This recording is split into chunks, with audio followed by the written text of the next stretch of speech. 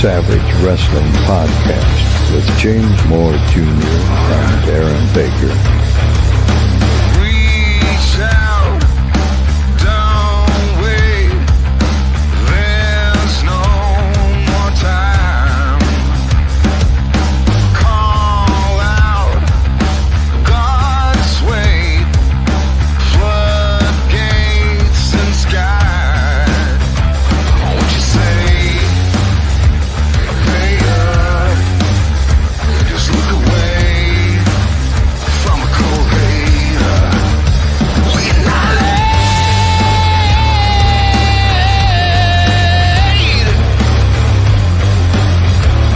And roll and raise your face and roll.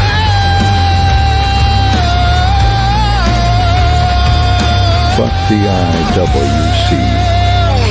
There's always a window.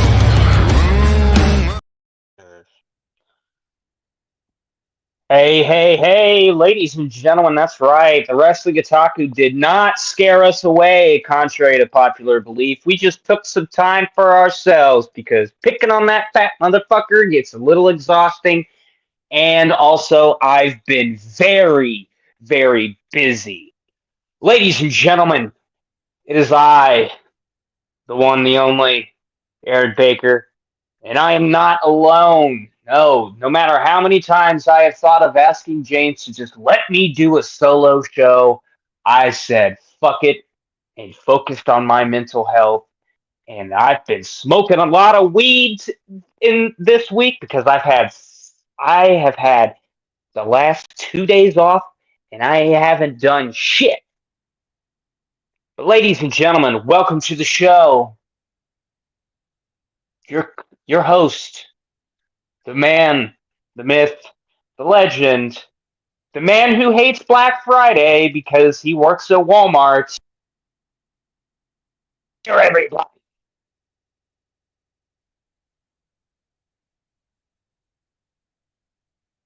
What's up, everyone? I'm glad to be back. Jesus Christ, what the fuck happened? I introduced you and you literally make me wait. Dude, you cut out. Oh, I did? When did I cut out? Just right before you were going to introduce me. Oh, shit, my bad. You were going to say my name. Oh, fuck. Oh, it's because I got loud. These damn earbuds, man. As you can tell, ladies and gentlemen, I am excited to fucking be here. We've got a lot to fucking discuss. By the way, NXT beat AEW 2 out of the 3 weeks. So yeah, you can go fuck yourself, Wrestling Otaku, you little bitch. You little bitch. I'm gonna go to Blue Sky because this place is fucking toxic. Fuck you, you fat fuck. There, got that one out of the way.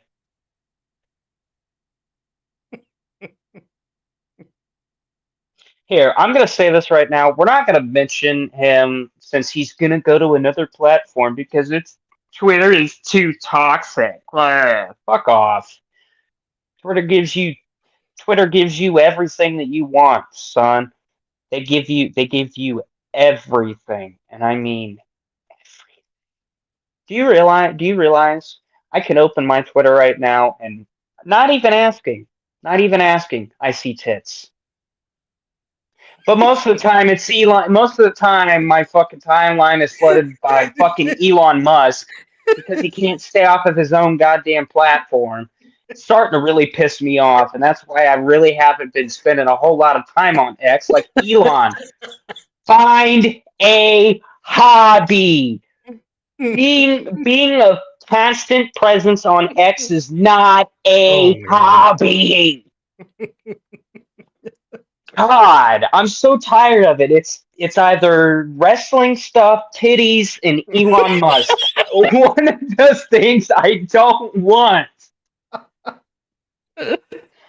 Aaron, I'm gonna ask you a quick question before we move on. Did you have a great Thanksgiving?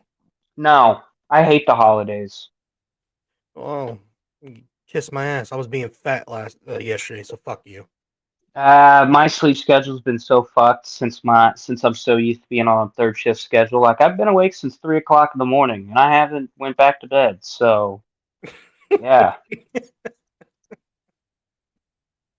But nah, man. Yesterday I was kind of going through it. I put my phone on do not disturb for the first time ever, and my girlfriend was not happy about that until I explained to her why, and I will not explain it here because nobody needs to know my reasons on why I hate the holidays. I just hate the holidays. I hate how happy and fucking cheery everybody is all of a sudden after being at everyone's throats on a specific Tuesday of this month. I just start to realize I this is something that people do not explain to you as you work in retail, but you see the most disgusting individuals around this time of year, and I'm just not for it. People squash beefs. Well, actually, I watched a YouTube video that says otherwise. You know, you can hate somebody one day, and then just because it's the holidays, you're like, "Oh my God, here I got this for you." It's just fake and phony, and I'm tired of it. Why I want to go live in Canada because I have people that live in Canada. All my friends listen are like, "What is all the hype of Thanksgiving?" And I was like, "It's the American dream. It's the American way of life. It's where we have an excuse to be off of work and be fat, Hell yeah. unless you work in retail and then you have to work." So, haha, I don't work. I was off. lucky bastard, lucky I'm not bastard. scheduled Thursdays. Yeah. Wait, you would have had the day off anyways because yesterday was I had a Thanksgiving. day off Wednesday. Anyways, we're doing the thing that I hate the most, and we're talking about a time period that when people go back and listen to this, it's just gonna be like, why the fuck are they talking about Thanksgiving? What the fuck? The fuck? Thanksgiving was like so fucking long ago. Like, goddamn. But anyways, we have a lot to talk about. By the way, NXT beat AEW three, two, 2 out of 3 weeks in a three Damn. week period. Just thought I'd let you know. Oh yeah, so the last time we recorded was before the NXT show at the ECW arena. Yes. WWE kicked the shit out of AEW, right? And all I see is these AEW fucking nut tuggers just fucking constantly bitching about. I can't believe that WWE would stoop to so many lows and fucking have a show for their developmental brand at the ECW arena, and I'm fucking pissed off about it because my team lost. During that same week, James, that same week, I get on X like I do every Thursday after the AEW ratings come in. And what do I see? Hashtag November to remember. This is going to be a November to remember, and it's all going to culminate at Death Before Dishonor at the Hammerstein Ballroom from Tony Khan. Oh boy. Tell me you're a petulant little bitch without telling me you're a petulant little bitch. And this isn't the only time that I'm going to bring up Tony Khan either, because he's got a lot of fucking nerve, and I've got a lot to fucking say.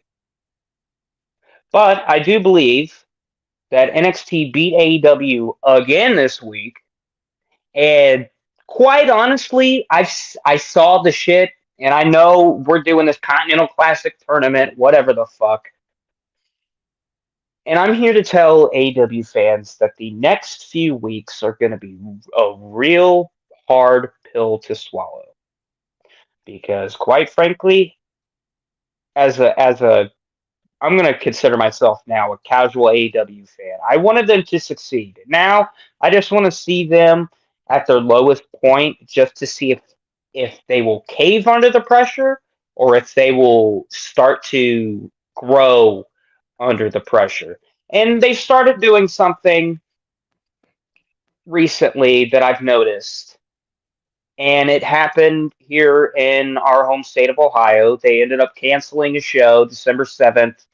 It was it was originally in some bigger venue. Well, they moved it to fucking GalaxyCon or whatever the fuck is happening in Columbus that same day or whatever. And it's going to be in a smaller venue. Green check mark from me. They also did this again with some type of fucking stage thing in Arizona. I've never been to this venue, and I lived in Arizona for a year and a half. I don't know how they're going to be able to make that work television wise, but I also this week watched SummerSlam 1998. And if you remember that show, it's Owen Hart and Ken Shamrock and Alliance did match. Well, obviously they didn't have this in the arena. They had it in like a little theater. And my best friend Jonte, who I've brought up on this show before, asked the question, "Hey, isn't AEW doing something like this?" And I said, "Yeah, they're going to be doing it here in a couple of weeks, I believe." And I was like, I don't know how they're going to make that work, honestly, because in that Lions Den match, it looks really Bush League and indie like, and I don't know if that's what they're going for. But hey, kudos to you for booking smaller venues. About fucking time. That's Yeah, all I gotta say. and hey, while you're at it, why don't you decrease the price of fucking tickets, you bastards? I'm just saying, I was gonna go to this fucking show before it got moved because I'm not paying. Listen. Here's the problem that I have with the Columbus show specifically. I don't know. See, here's the problem. I don't know if you're gonna have to pay to get in the door to the Comic Con, and then you get the AW show as part of the package because, quite frankly, I don't give a fuck about Comic Cons and shit like that. There was a time where I was like, yeah, fuck yeah. If I have the money, I'll go to a Comic Con. Now I'm older, I'm wiser. I don't really fit in well with that crowd. I'm an avid anime watcher, but not to the extent of these people. Like the furthest I'll go, like if you know me, I'm a huge fan of Fallout. Like I'll go to a Fallout convention and dress up because I can actually dress up as some of those characters and pull them off pretty well. But like the thing, that's the one thing that I'd have to look more into is if you have to buy a ticket to the Comic Con and then you get to go watch this AEW show or whatever the fuck. But if that's the case, then that's first of all fucking stupid. You should if you just want to go see the AEW show, you should be allowed to buy a ticket and not have to be like, oh, I have to spend more money to get into the venue, which I believe is what. Well, actually, you know what? We're doing this live. Doing this live, so I can. Um,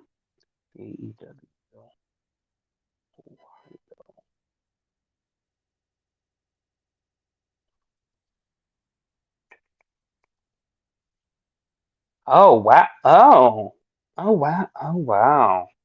I didn't know that. I guess they're going to be at the Nutter Center on December 19th. Too bad it's a Thursday.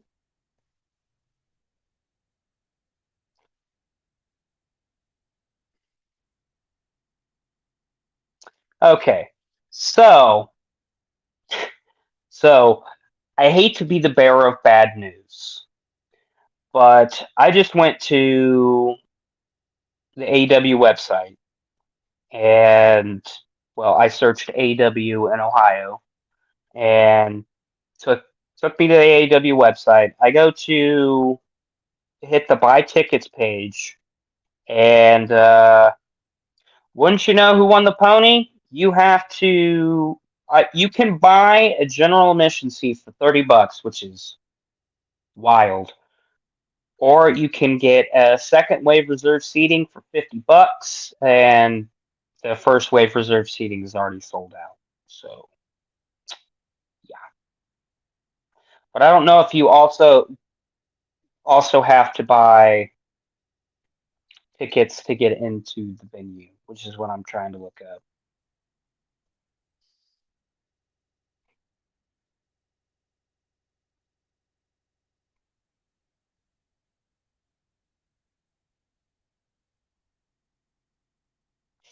Whoa, Danny Trejo's gonna be there? That's cool.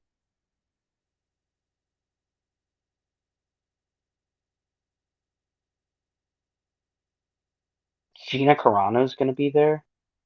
Ooh, not for $100. Weird Al's gonna be there? Oh, not for $100. Oh, whoa, whoa, whoa.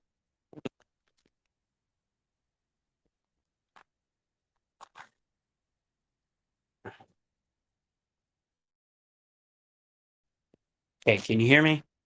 Yeah, we can hear you.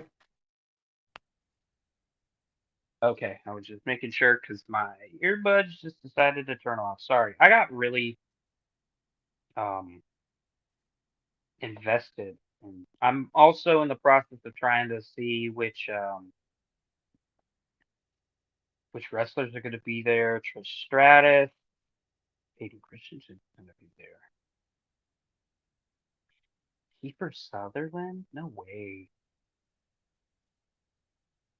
Well, so far, no AEW talent is on this fucking list. I'm looking at it. I'm not seeing anybody.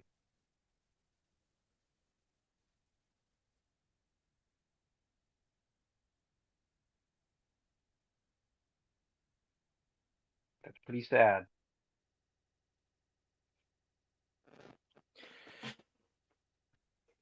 So when they're going to be at the Nutter Center?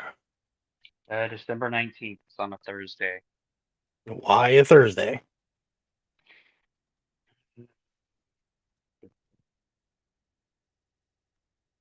All right. I don't know, but it's for a collision. No one gives a fuck about Collision. Yeah. Anyways. Let's get right into the news. Here, we can skip that segment. Dave Meltzer's a dumbass. Tony Khan's a fucking petulant bitch. Little baby. Wrestling Otaku leaves Twitter, which isn't a shock to anybody. He's a pussy. I'm just kidding. You can go ahead. Oh, yeah, you're fine. Actually, you know what? Since I said it already, since I'm in the mood. So this week, everybody, the wrestling world exploded. Chris Van Vliet had Ricky Starks on, and he discussed his AEW absence. Yes. I have no problem with that because I listened to the full interview, and Chris Van Vliet, he asked the question, "Are you still under contract with AEW?" And Ricky Starks goes, "Yep." And Chris Van Vliet just rapid fires these questions. If you could find the clip of that, that would be great. So I don't have. Well, which one is it? It's where he goes, Are you still under an AEW contract?" And Ricky Starks goes, "Yep." And he goes, "But you're not being used. But you want to be used. You want to wrestle." Fat clip. So No, let me see that. But Ricky go on. Starks took the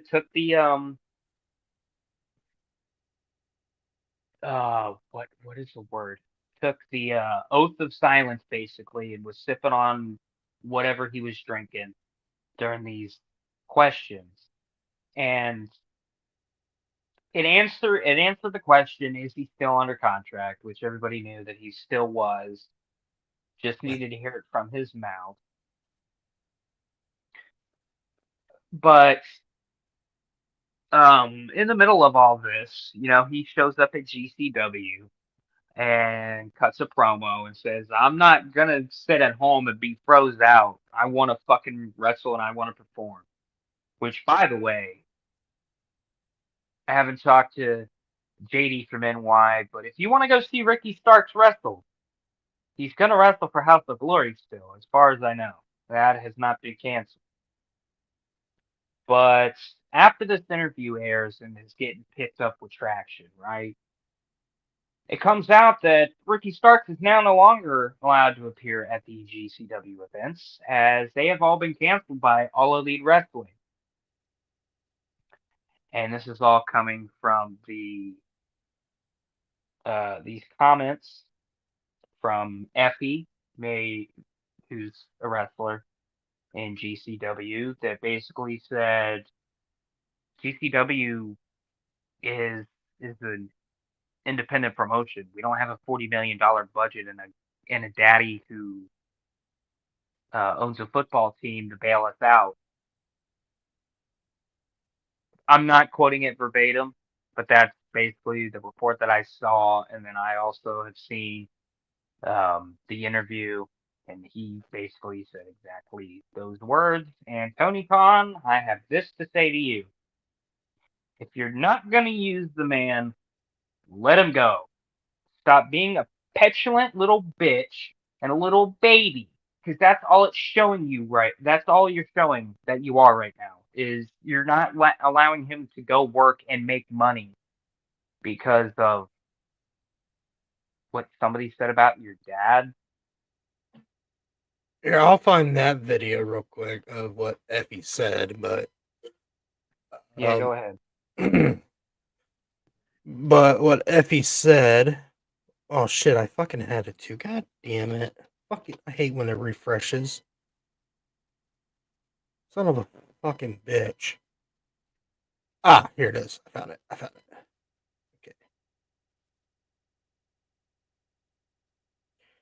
Okay. Okay. Before we watch the Ricky Stark video, what By he the was way, I forgot to mention this in the monologue. Happy birthday, Miles Kennedy.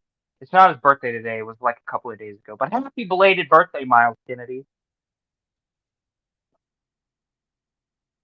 We are moving forward to the big Hammerstein show, and let me be honest. All right, I'm not going to You're sound gonna be bitter. frank. I'm going to be fucking frank.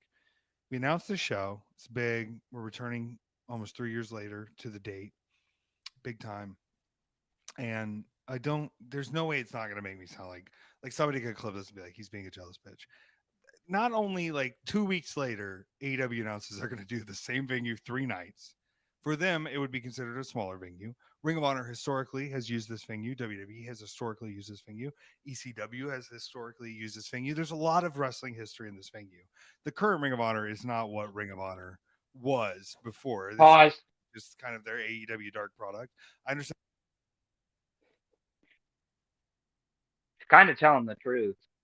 I have not gave a fuck about Ring of Honor since Tony Khan bought it. And I was like an avid watcher, dude. I would watch like every week. Every week. And I had my favorites. Love Matt Taven. Hate that he's not being used. Love Dalton Castle. And what they did to him with Jericho made me really fucking pissed off. I did like the Briscoe brothers till Mark is now being jobbed out. Athena, that's the only thing I will watch it because of her. She hasn't been in an AEW TV show. Who else? John Morrison. No one gives a fuck anymore. He's in Ring of Honor. Johnny TV. Somehow Sammy Guevara's in the Ring of Honor.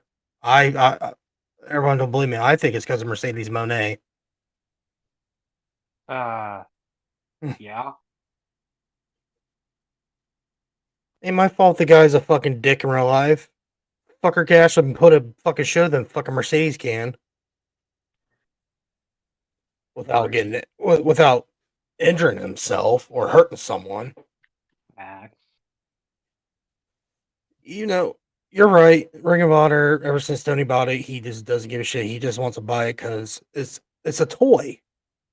Well, Ooh. the problem is, and I just had this conversation while you were doing the intro with my group that has just my two best friends and myself in it, and I was like, because my best friend Chris, he said, he's only hurting himself doing stupid shit like this. Said he needs to have his own team that can handle certain things, and the show started, so I didn't get to put this point out there. But I think that he just has too much on his fucking plate right now. He's got fucking, he's got fucking um, Dynamite. I don't think he gives a fuck about Rampage because it's gonna be over at the beginning of the year. He's got fucking Collision, and he's also got Ring of Honor. And God forbid it be a fucking pay-per-view week.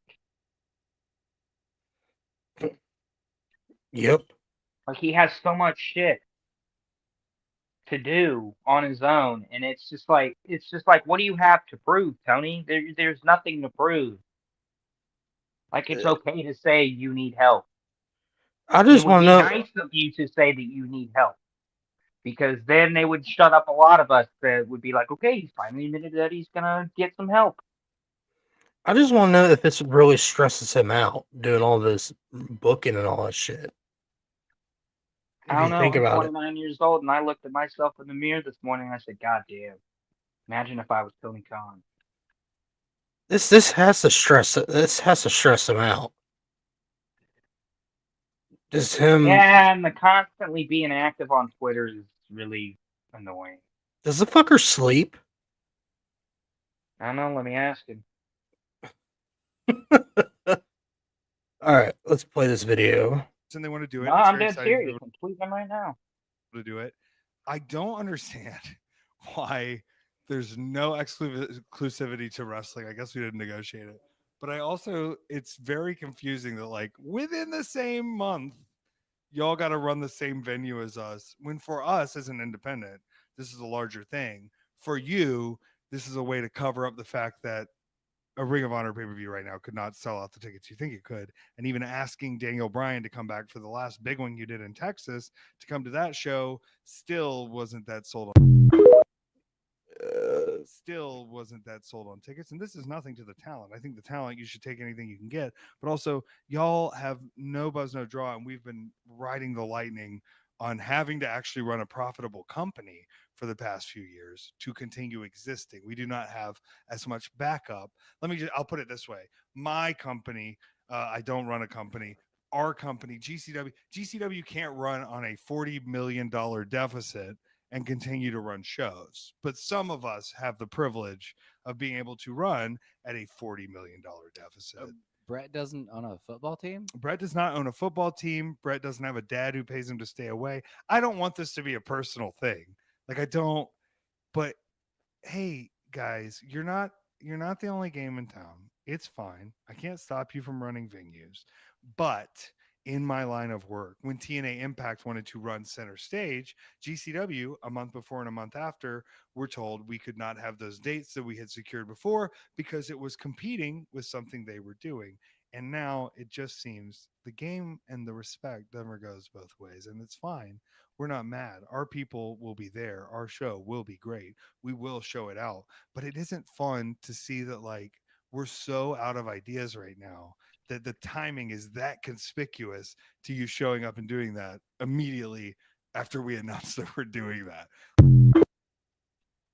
Well, I don't think that was a personal slight at all. It was him voicing his opinion that he's pissed off that Tony Khan fucking announces that they're doing a 3-day bender at the Hammerstein Ballroom.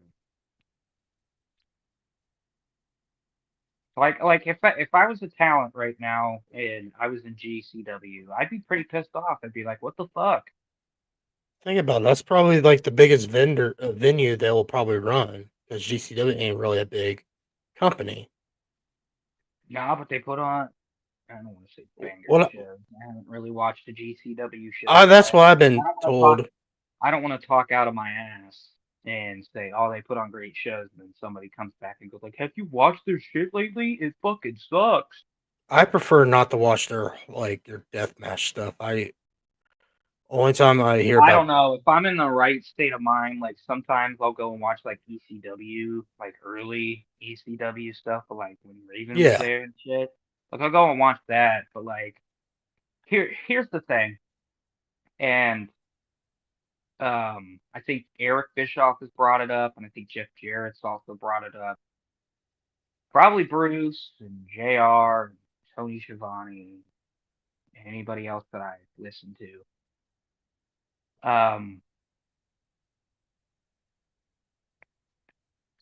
Hold on.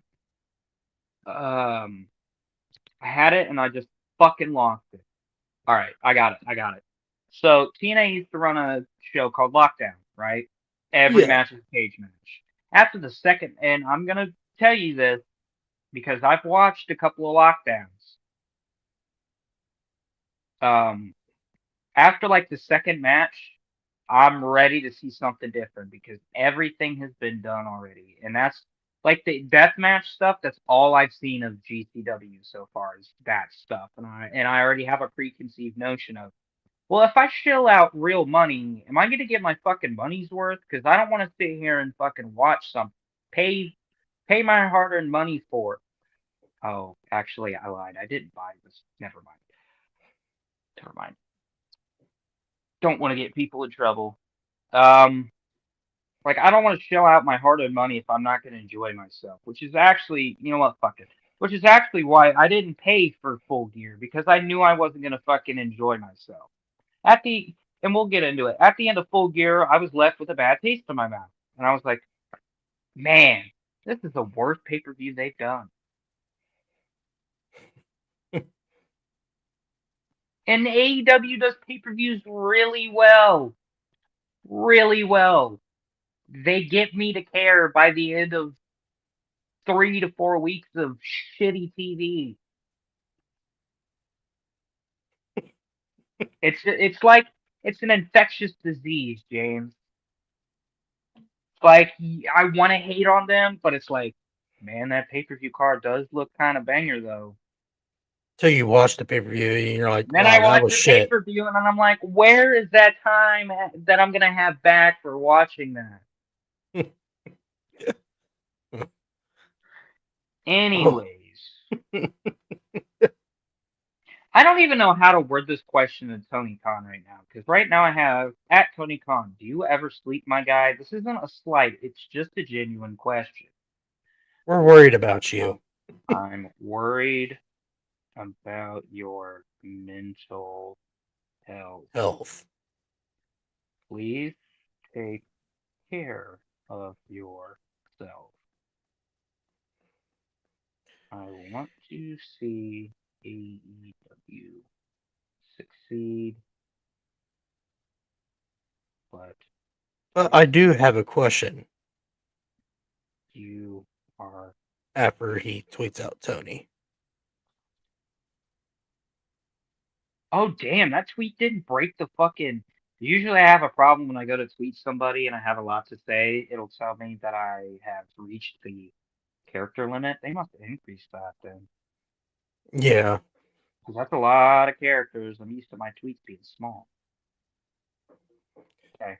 But my question is, when Tony says "fuck it, I need help," do you think he should call Shane McMahon? I think he's already made that phone call. Where is he at? Where is he? My prediction is that it's going to happen at World's End because me and JD are in the same mindset, kind of I think that at World's End we're going to see a massive reset because uh surprise, AEW is going to be on Max starting at the beginning of the year, like the first January 1st.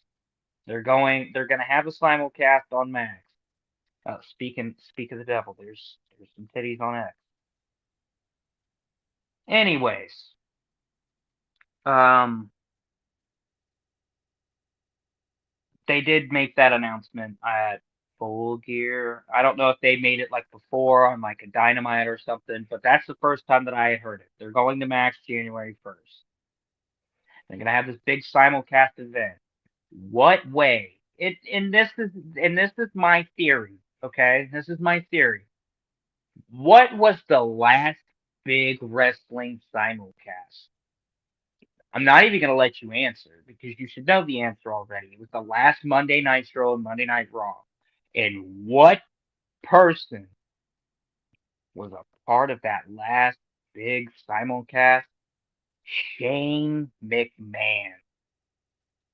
I'm telling you, there isn't a reason why they're not making this, why they have made this such a big deal that you announced it almost a month or so in advance, and you say that it's going to be the biggest wrestling simulcast ever. What better way to bring in the new year for AEW than to bring out Shane McMahon? And he cuts a promo and goes, Tony, you and I have had a lot of talks in the last couple of months. I talked to your father, and I've talked to you. And me and your father have come into an agreement that we don't think that you have what it takes. You see, I grew up with a father that had the same exact sentiment. And I stood by my father's side for many, many years. But now I'm in charge. And then you see Moxley, the Death Riders, um, fuck. As much as I hate fucking John Moxley right now, you see John Moxley and the Death Riders, and then you see the Young Bucks, Omega. Kenny, Swerve. No, hold on. You see the Young Bucks, you see Kenny, you see Jack Perry. no, Darby. Okay. Trying to think of who the woman would be. You see Chris Britt Statlander. Baker. Yeah, I could do with either or, Okay. but I have a feeling like it would also be Mercedes Moné Oh, because Jesus. I have a Okay. Tony Khan right now has an infatuation with Mercedes Moné. There's no doubt in my mind. Okay. Thinking of the last. Oh, and then here's the big one. Then you hear MJF's music start. I'm writing this for you, Tony. Then you hear MJF's music start. Then you get that thought in the back of your mind. I'm painting this picture for you, Tony. You get that thought in the back of your mind. Is he with AEW? Or is he with Shane McMahon and the Death Riders? Mm-hmm. And then he looks Tony Khan in his face. In his eyeballs, in his soul. He is looking into this man's soul, James, and he goes, Sorry, boss, it's just business. Kicks Tony Khan on the balls. High five Shane McMahon. We go off air. Oh, I'm telling you, Tony, I would really enjoy that. And I'm not saying this because I'm high. I am stone cold sober right now. And I just came up with that idea on my own. If that doesn't happen, because they've been saying a lot of things in MJF promos about him and another company. And I have a feeling that Tony Khan has been doing the exact same thing that I have been doing. And he goes on Peacock when he has downtime. And he's like, all right, I'm going to go watch Nitro in 1996, late 96 into 1997. Because the Death Riders are starting to really look NWO-like and they just need that figurehead. Now, granted, we all know how this story is going to end. Fucking Honestly, I do kind of hope that this story kind of ends at World's End and we kind of get a conclusion of this like Death Riders storyline, and then that's where you bring Shane McMahon in. But I have a feeling that if Tony Khan wants to start 2024 off with a bang, you do exactly what I just said. Oh, by the way, the other person's going to be Hangman Page. Okay. I forgot about Hangman. You got to have Hangman in there. Pretty much the Elite plus Darby. And then you could flip flop not Mercedes, Dr. Britt Baker or uh, Chris Statlander. I was about to say Riho. No, let Mariah May go up there while she shakes her tits. Yeah, I've got thoughts. So since we're on this AEW centric thing, and I apologize, I have just taken over the news segment. Why don't we just talk about Full Gear so we can just get it out of the way? All right, let's get it over with.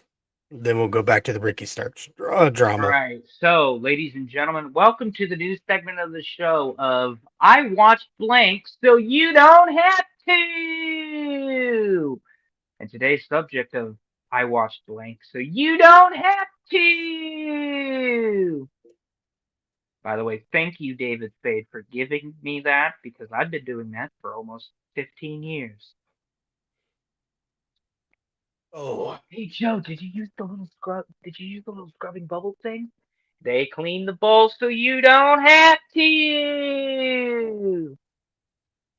But anyways, I watched Full Gear so you don't have to, and I watched it in its entirety. I watched the pre-show, and honestly, the only thing that I could take away from it is that the Rizzler was more over than most of the AEW talent. And why the fuck is Buddy Matthews on the fucking pre-show? There's my thoughts on the pre-show. Oh, by the way, the fact that we had a feud on the pre-show for double chunk chocolate cookies. a family of fat fucks. Yeah, yeah. Do I give a shit? I'm pulling a JD right here. Who gives a fuck about this fat family? The Rizzler. Who gives a fuck? All he does is rub his fucking double chin. The Rizzler.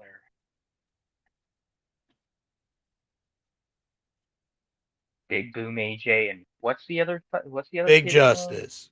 Big Justice. Anyways, I'm not fat shaming. Shut up. So yeah, hold on. I gotta pull the card up real quick because I kind of forget the card. Oh, thank you. And I wasn't going to. Also, if you would, since I am pulling up the card, has Dave Meltzer's star ratings come out for this show yet? Well, let me fact check it real quick. But while James does that, I will go over the pre-show. Anna Jay defeated Deonna Purrazzo. What a fall from grace! With Deonna Purrazzo. Wow. With Taya Valkyrie via pinfall in 7 minutes. Buddy Matthews defeated Dante Martin Commander with Alex Abrahantes and the Beast Muertos by pinfall in a fatal 4-way match. And 10 minutes and 35 seconds. All right. We got the star ratings, but it's from the Dreammaker. Hey, Dreammaker, go fuck yourself. Here you go. We'll read those in a minute. I'll read Big Boom AJ with Big Justice and the Rizzler defeated QT Marshall with the Ace of Space Academy. I don't even know what the fuck that is, and I don't want to know. Singles match, the Rizzler served as special guest. I'm sorry. Keep going. And 11 minutes and 45 seconds. Wow. So, AEW Full Gear. Oh, by the way, I forgot to mention this in my Tony Khan rant. Oh my god. Listen, Tony, I love Guns N' Roses as much as the next person, which means very little. I think that they were the most overrated band that had come out of the 80s hair metal scene. And I stand on that fucking ground. You can hate me all you want. It's my goddamn opinion. I think that they're fucking overrated. They had one good album. One. I don't give a fuck about Use Your Illusion 1 and 2 because that's where I'm going with this. I don't give a fuck about those albums. And the rest of Guns N' Roses' discography fucking sucks. I will say Appetite for Destruction was lightning in a bottle that they could not recapture. Okay?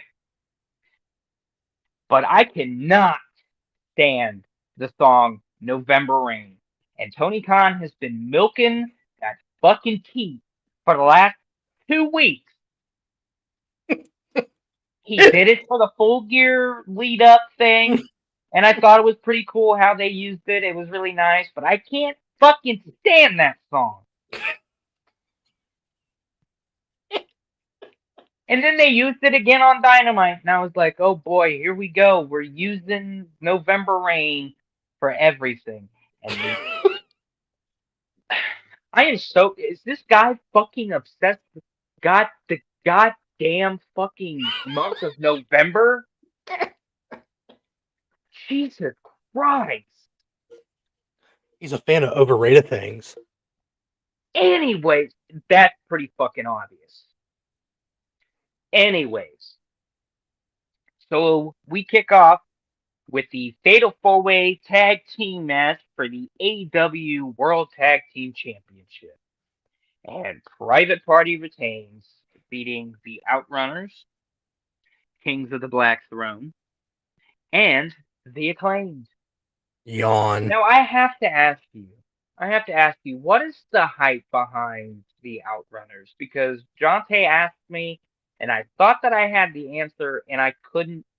I told him it's basically bringing out the cheesiness of 80s wrestling. Do I have that correct? Yes, and they're they're very over. They're actually. I thought they're really doing a really good job with the parody. That's the part. Yeah, because one guy looks like Magnum TA. Am I correct? Yeah, and I think the other one, like, he does like the Macho Man strut and all that shit. He's doing basically everything from the '80s, so on. Oh God, I hope he doesn't hit somebody over the head with coconut. But they're a very over tag team. The crowd loves them. Thing that I could not understand on why they are so over, because I was not sold. Well, think about it. This match stunk. I was constantly asking, where is FTR when you need him? And then I realized Tony doesn't like FTR anymore, so they're not getting used. Not only that, Dax Harwood's a bitch. He's a whiny bitch on Twitter. I'm going on a goddamn rant. Okay, this is one of my legendary ones. I am so fucking sick and tired of rooting for Malachi Black and Brody King to get the goddamn job done, and I'm constantly fucking disappointed. It pisses me off. And by the way, I am sick and tired of seeing the goddamn Acclaim. I'm tired of it. I don't want to scissor me daddy ass. I don't want to scissor nothing. I want the scissoring to stop. I'm tired of the Acclaim. I think they're doing the same goddamn thing that WWE is doing, and they're taking forever to fucking break them up, and it's fucking exhausting. I stopped giving a fuck about the New Day breaking up fucking 3 weeks ago. Anyways, this match stunk. I gave it a fucking 1.25. What did fucking Dave Meltzer give it? He gave it, what'd you say, the Fatal 4-Way? Yes. Let me find it. Down at the bottom. 2 and 1/4 star. 2.25. Well, Dave must have saw something that I didn't. The next match, and actually, Jonathan and I were kind of surprised that this went on so fucking early. MJF defeated Roderick Strong via submission. 13 minutes and 40 seconds. 3 stars. He gave it 3. I gave it 2.5. Why ended on a submission? I don't know. I thought the finish was flat. You know, I'm gonna say this, and it may piss off a lot of people, but MJF is not. I have never seen MJF be this cold since after he feuded with Wardlow. Mm-hmm.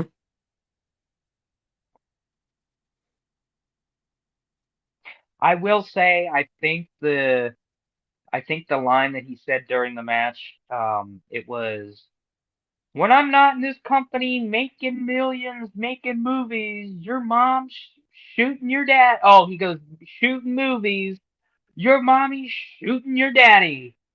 Gets a clothesline for it. I thought that was kind of funny. I was like, "Oh wow, we're getting this MJF on pay-per-view." But another thing is, where the fuck did this come from? I don't know. I don't know if that's like a real story or not. I don't Yeah, fucking I need to have know one. the backstory of this. Is this true? Right. But anyways, 3 stars. He gave that match a 3 stars. well, I wasn't far behind with 2.5. But moving on. The AEW TBS Championship was up next with Mercedes Moné. Oh, hold on. Somewhere in between here, I can't remember where, was the Mina Shirakawa and Mariah May thing. So I can't remember exactly where that was in the scheme of things. Mm-hmm. Mm.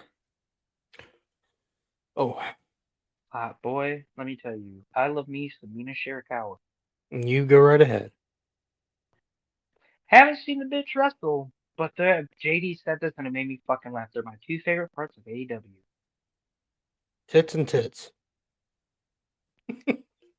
But next up, we got Mercedes Monet. Actually, I think that it just kept this. There was a problem with this show, and it just kept going. It kept going. There was like no time to fucking breathe. And you'll notice that as my ratings start to they start to really fluctuate. Next match was the AEW TBS Championship with Mercedes Moné defeating Chris Statlander via pinfall. I gave this match a 3. Dave Meltzer gave it a 4.5. Damn, Dave, you must have been smoking that good. It was a good match, but it wasn't that good. Statlander carried it. I'll agree with that. Yeah, the only reason why I give it a 3 is Hey, because I'll give not it. that they put on a fucking a great match. It But was a the good reason match. why I gave it a 3 is because the fucking use of the double knees every fucking time. Meteora. Yes, I was so tired of seeing it. I was like, wow, how many more times are we gonna hit this? It seems like I'm playing 2K23. It was like too many kickouts. Yeah. Hold Yeah, on. it was a good I'm gonna match. I'm gonna Statlander search. carried it, and I hope they're not going to keep burying Statlander down the road. And what's the deal with Camille? I think they buried her. I don't know if she's like legitimately hurt, bro. I don't know, but now they're I thought they were going to make her to like a Kevin Nash to a Shawn Michaels till they made her lose. I was like, why made her lose? Oh, okay. I got the flow of the show now. I had to look at it. Okay. All right. So next is Switchblade Jay White versus Hangman Adam Page. I gave this a 2.25. I was really disappointed. Dave gave Again, it. Dave gave it 4.25. what the fuck? If I'm lying, I'm crying. If it was in the Tokyo Dome, I would have gotten 5 stars. True. Anyways, I don't know what the fuck Disappointed. Dave I, Meltzer I is was smoking disappointed. here. I don't know what Dave Meltzer is smoking here. This did not sell me on Jay White at all. It kind of made me a little disappointed in Hangman Page because he's still fucking nursing the knee.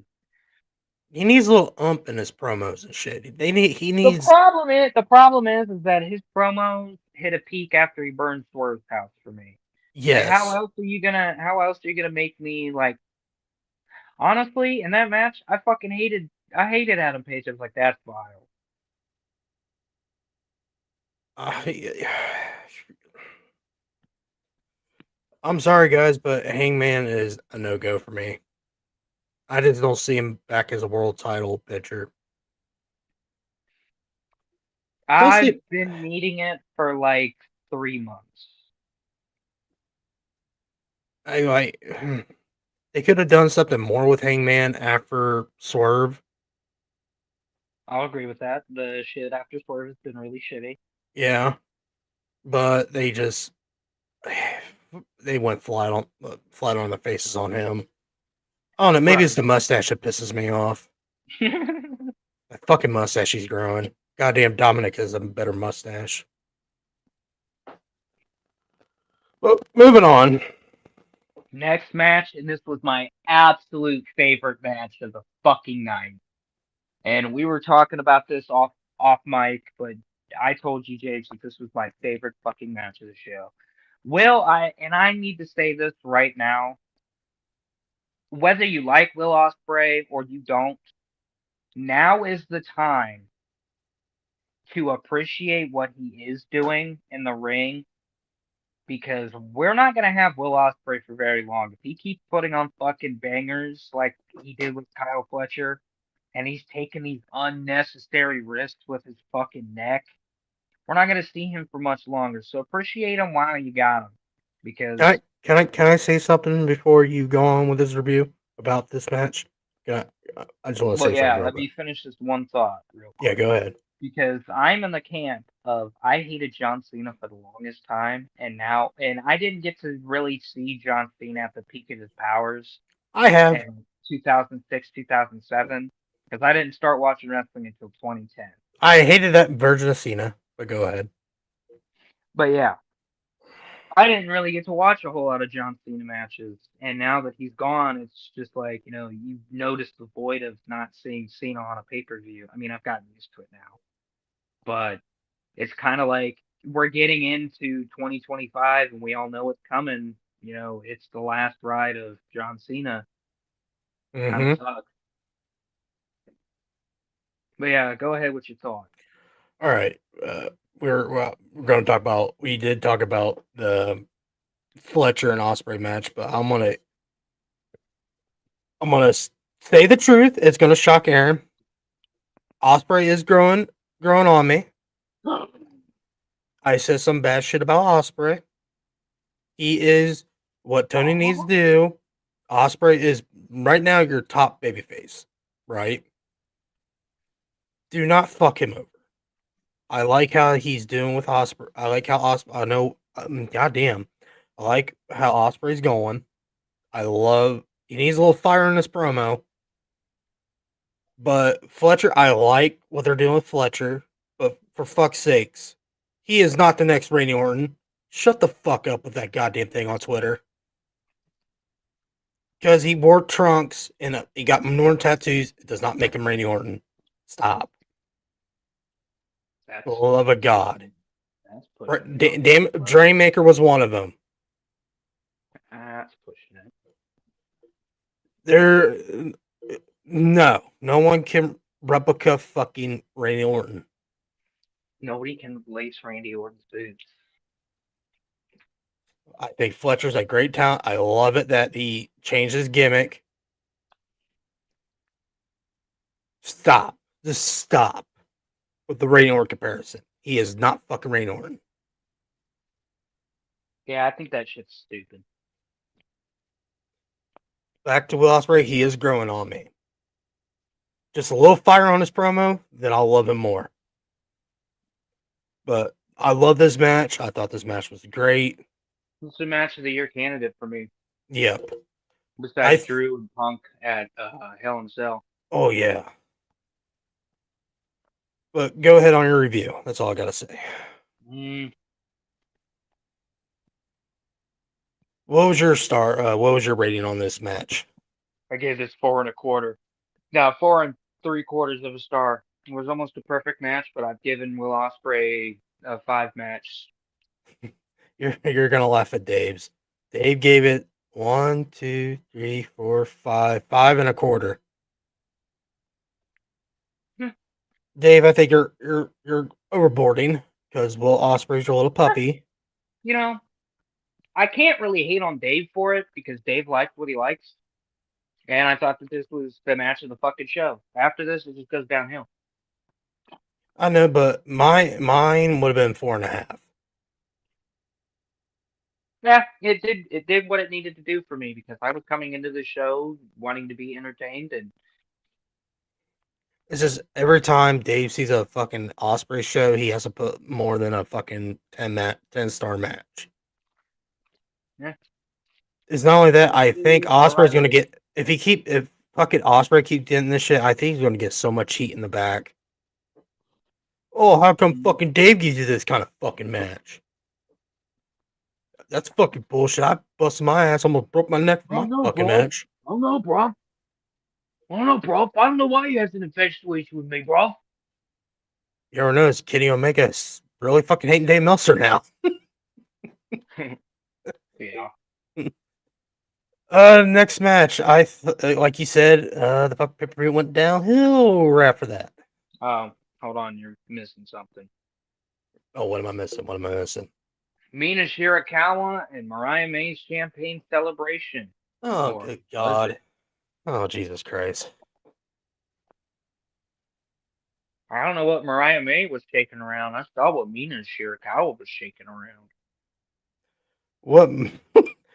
Let's just say real versus natural, real versus fake.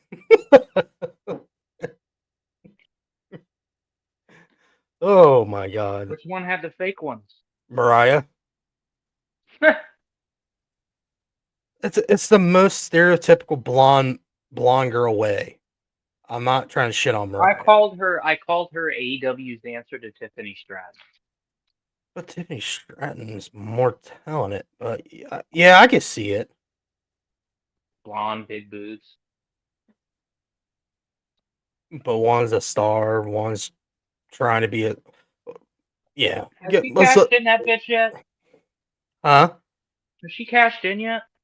No, not yet. I think she's going to cash in at Survivor Series. I'm thinking she's going to cash in. Good place to debut. Good place to make a name for yourself. A lot of people have. During the war game. This sucked. This really sucked. I'm not gonna lie. It was nice seeing boobies, but once I saw fucking Mariah May go back for the fucking champagne celebration and got the champagne bottle and was about to fucking smash Mina over the head, I was like, thank you, Tony, for single-handedly killing my buzz. I love. Sorry for like swerving this, but I did like what I love Jim Cornette's comment about this. He goes, "Oh, I want to know which end of the bottle's going in first." Just like Brian Lance. Oh no, that's not the kind of stuff we're talking When about. the fuck did he say that? Is that on the next episode of the No, Experience? I think it was last week's episode on the Experience, or Drive-In. I might have to look it up and send it. Tell you what episode it is. Because he went on a tangent. Hey, not with those German films. Oh boy. Anyways, the next match, I didn't give a fuck about. Okay. Tanahashi versus Ricochet. Tanahashi. Oh shit! No. Fuck, I missed that. Garcia and Perry. My bad. Oh damn. That's how much I didn't give a shit about the match. TNT Championship match. I gave this like, I think I gave this like 2.5.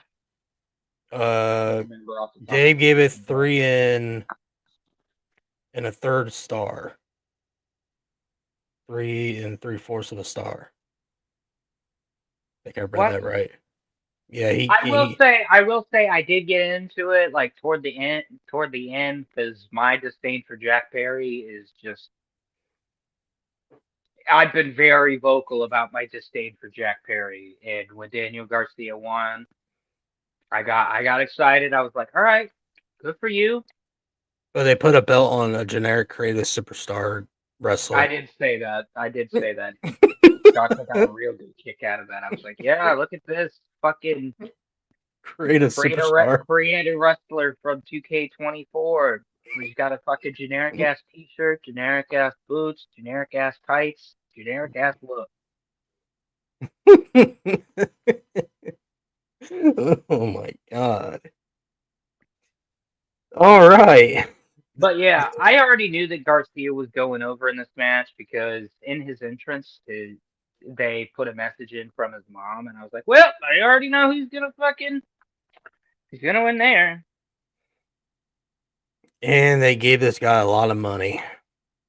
And this next match, was the absolute worst match on the fucking show. I only saw half of it, but go ahead and give them the description how shitty this match was. The AEW International Championship is on the line as AEW International Champion Konosuke Takeshita takes on the newcomer, the guy that is getting the rocket strapped to his ass and is falling flat, Ricochet.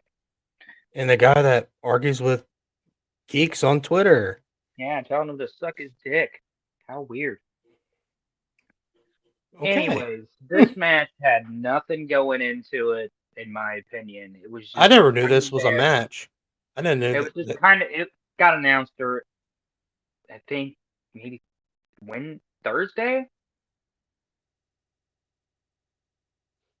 Oh my if I do remember correctly. I can't remember. But yeah, this was just not great at all.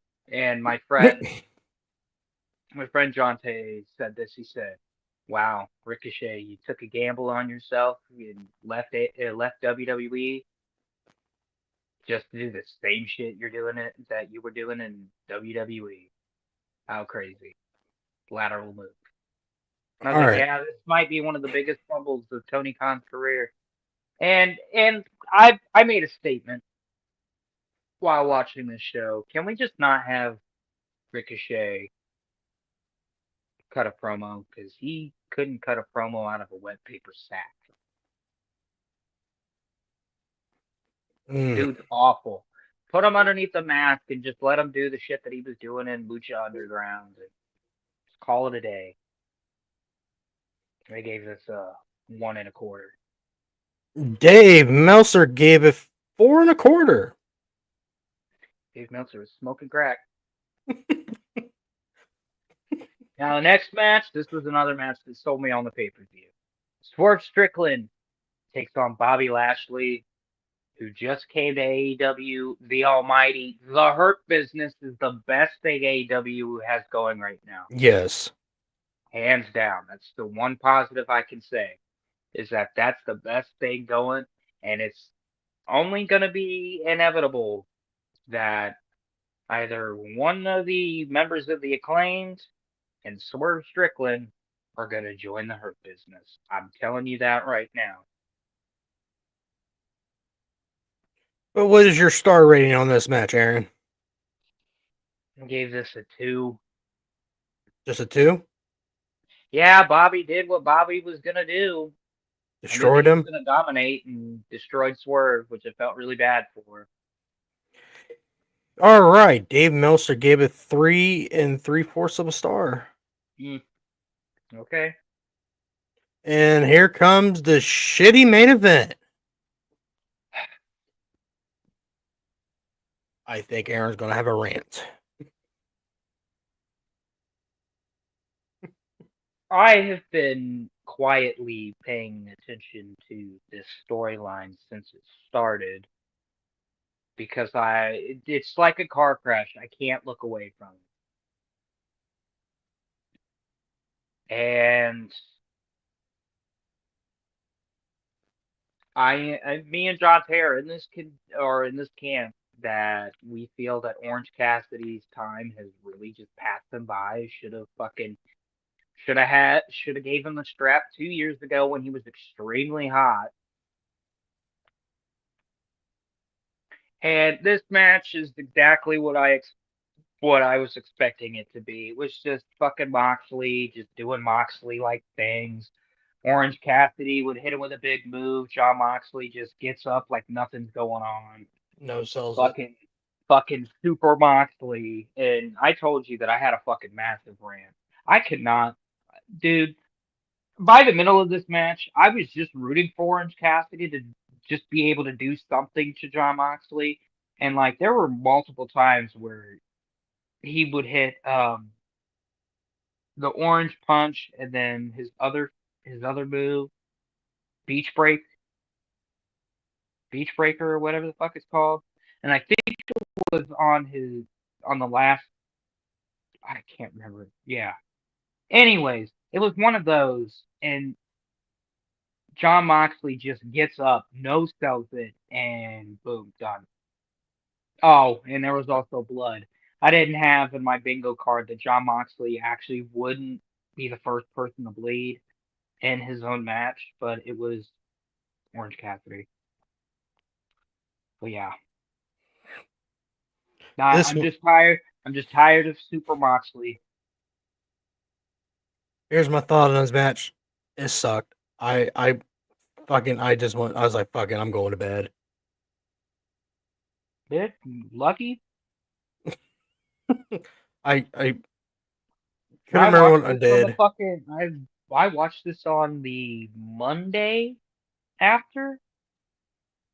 I just I just went fuck it.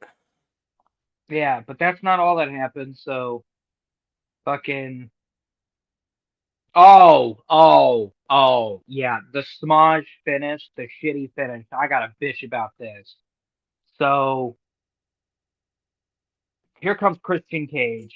Hits John Moxley with the. I'm gonna call it the Unprettier. I forget what the fuck they call it. Kill switch. That's just a stupid ass name. I like the Unprettier better. Hits him with the Unprettier. Giving teasing that he's gonna use his contract. Here comes Hangman Page. They play hot potato. Hangman Page will give the goddamn contract to Christian Cage. And here come the fucking Death Riders to clean house. Here comes Jay White. He gets fucking demolished. And then fucking John Moxley hits Death Rider, right? I guess. Whatever. Anyways, hits his finish 1, 2, 3, and I just audibly yelled, "What the fuck was that?" I gave this match.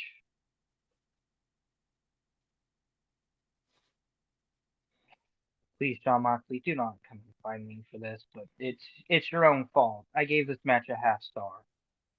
Dave Meltzer gave it a 4. Well, again, I stay. Actually, you know what? I'm not even gonna give it a half. I'll be nice.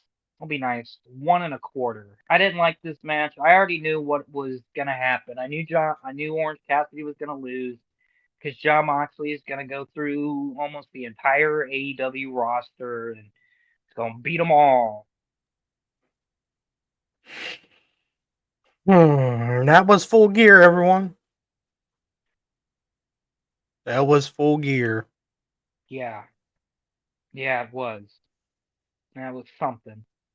But since the boys had their pay per view, I'm gonna join what the men needs gonna watch. I'm gonna watch Survivor Series tomorrow, and the only thing I'm caring about is the men's fucking war game.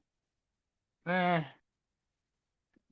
might not even watch Survivor Series this year. I might actually be spending time with my girlfriend tomorrow. So.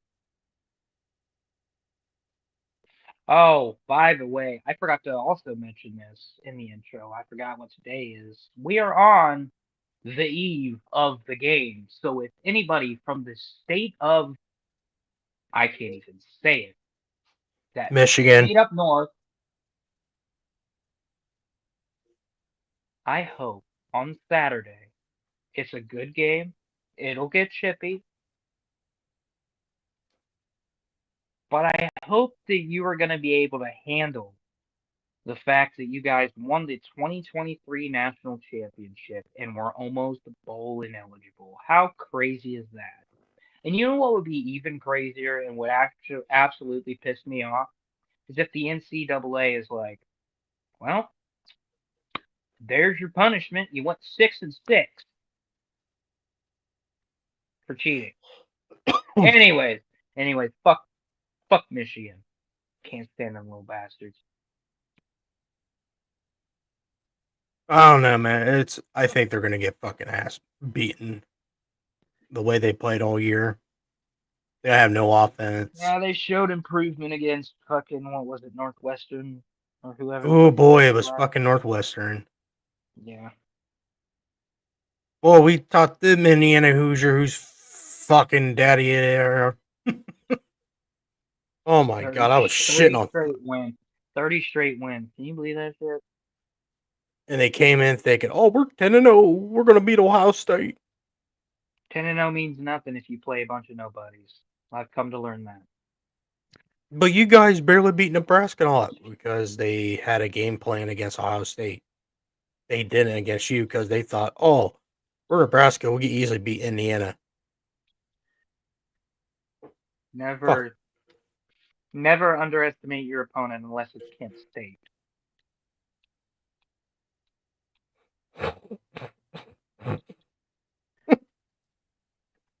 Hey, I I'm keep, sorry. They're the first 0-13, 0-12 team since 2013. What do you want me to say?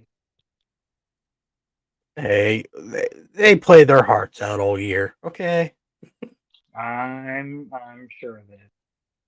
poor Kent State.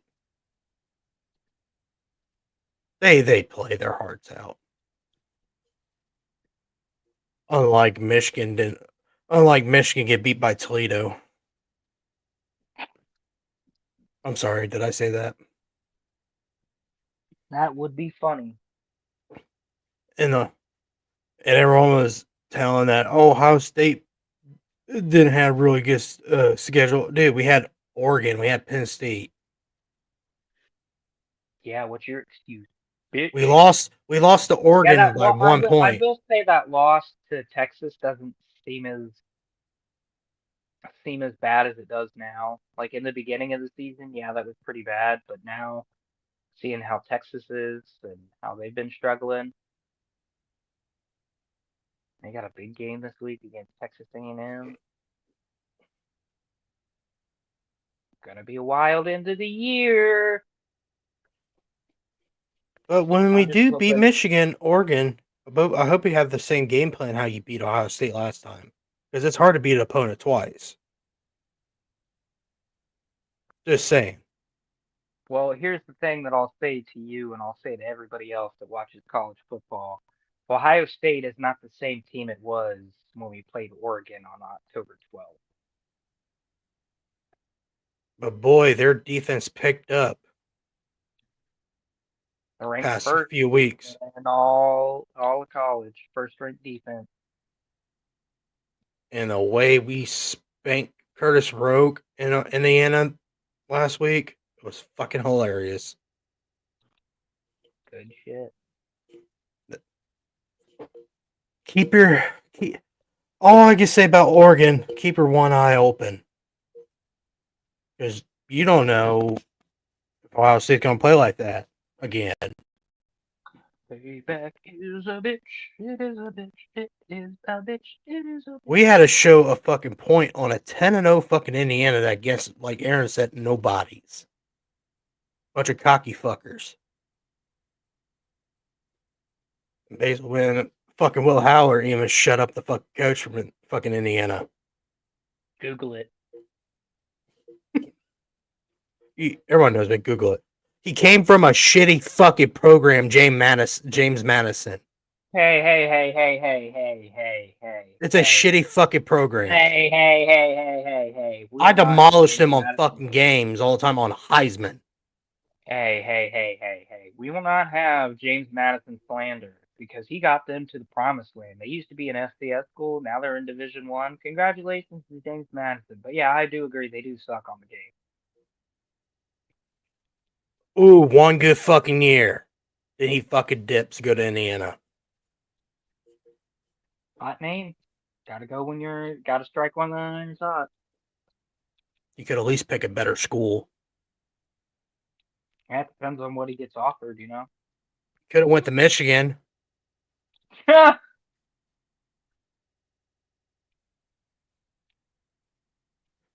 All right.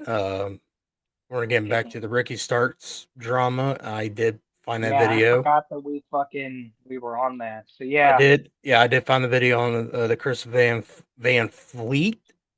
Van Vliet. Van Vliet. Is he Canadian? Yes. Okay, that explains. Also, Where credit to Chris Van Vliet for this clip. Just wanted to. this clip is about when Chris talked about his AEW Contract. contract and why he hasn't been on TV in since March 30th? Yeah. April, March May, 30th. June, July, August, September, October, November. 8 fucking months. Yeah, and the thing is he's not hurt, so I'm just as confused as everybody else. All right, let's get to this video. Aaron knows the rules. If you want to say something, you just have to yell, pause! Where are things at now? We haven't seen you in AEW since March. Oh, there's another sip. Yeah, no. 'Cause March was my last match. I've been home. I've been healthy. Never was injured. I did have a stinger. I got a stinger in that match against Top Flight in March, and I got immediately checked out, and everything was fine. But I was just, concerned at the time, and so that happened, and then I was just home, and that's kind of where it's been at. I've just been home, and it's a mind fuck because I'm in my prime, and it sucks when you're on such a momentum, riding the wave and doing work and doing stuff, and then to just be at home for so long, you're kind of like, whoa. It throws it off. You don't want to be at home. No, I'm not.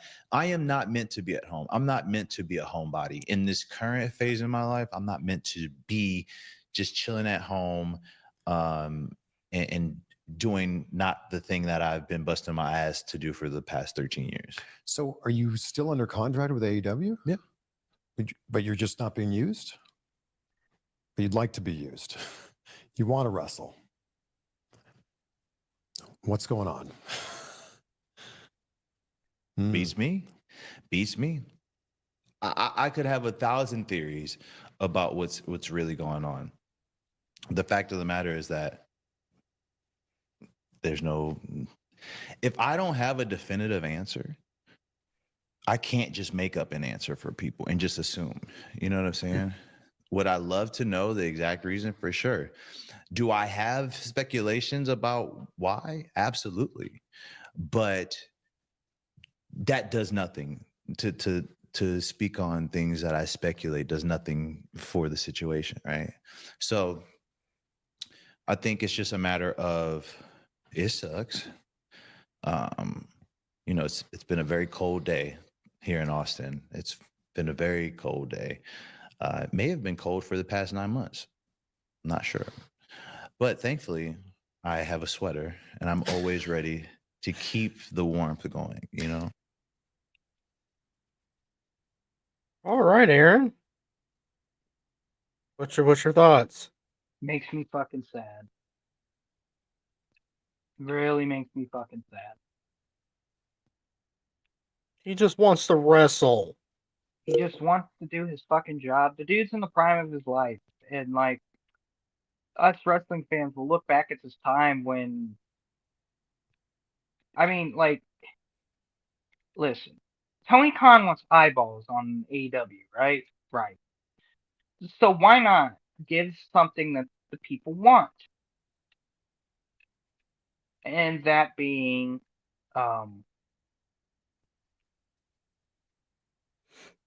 Ricky Starks.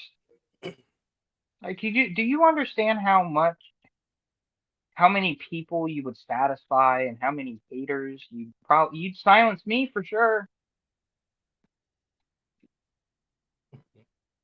I'm just wondering where the logic is when you have a guy like Ricky Starks who is in the prime of his career and you're just not going to use him for what reason?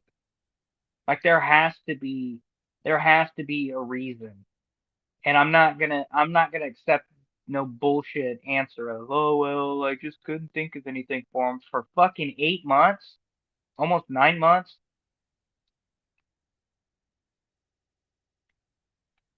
You couldn't think of something for my guy in this amount of time?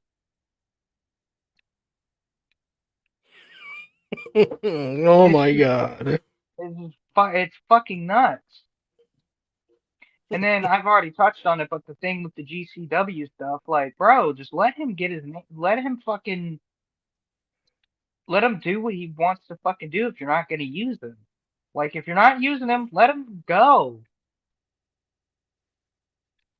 And what the fuck were you giggling at? Oh, I just remember Ricky Starks brought up the vanilla midget thing about Edge.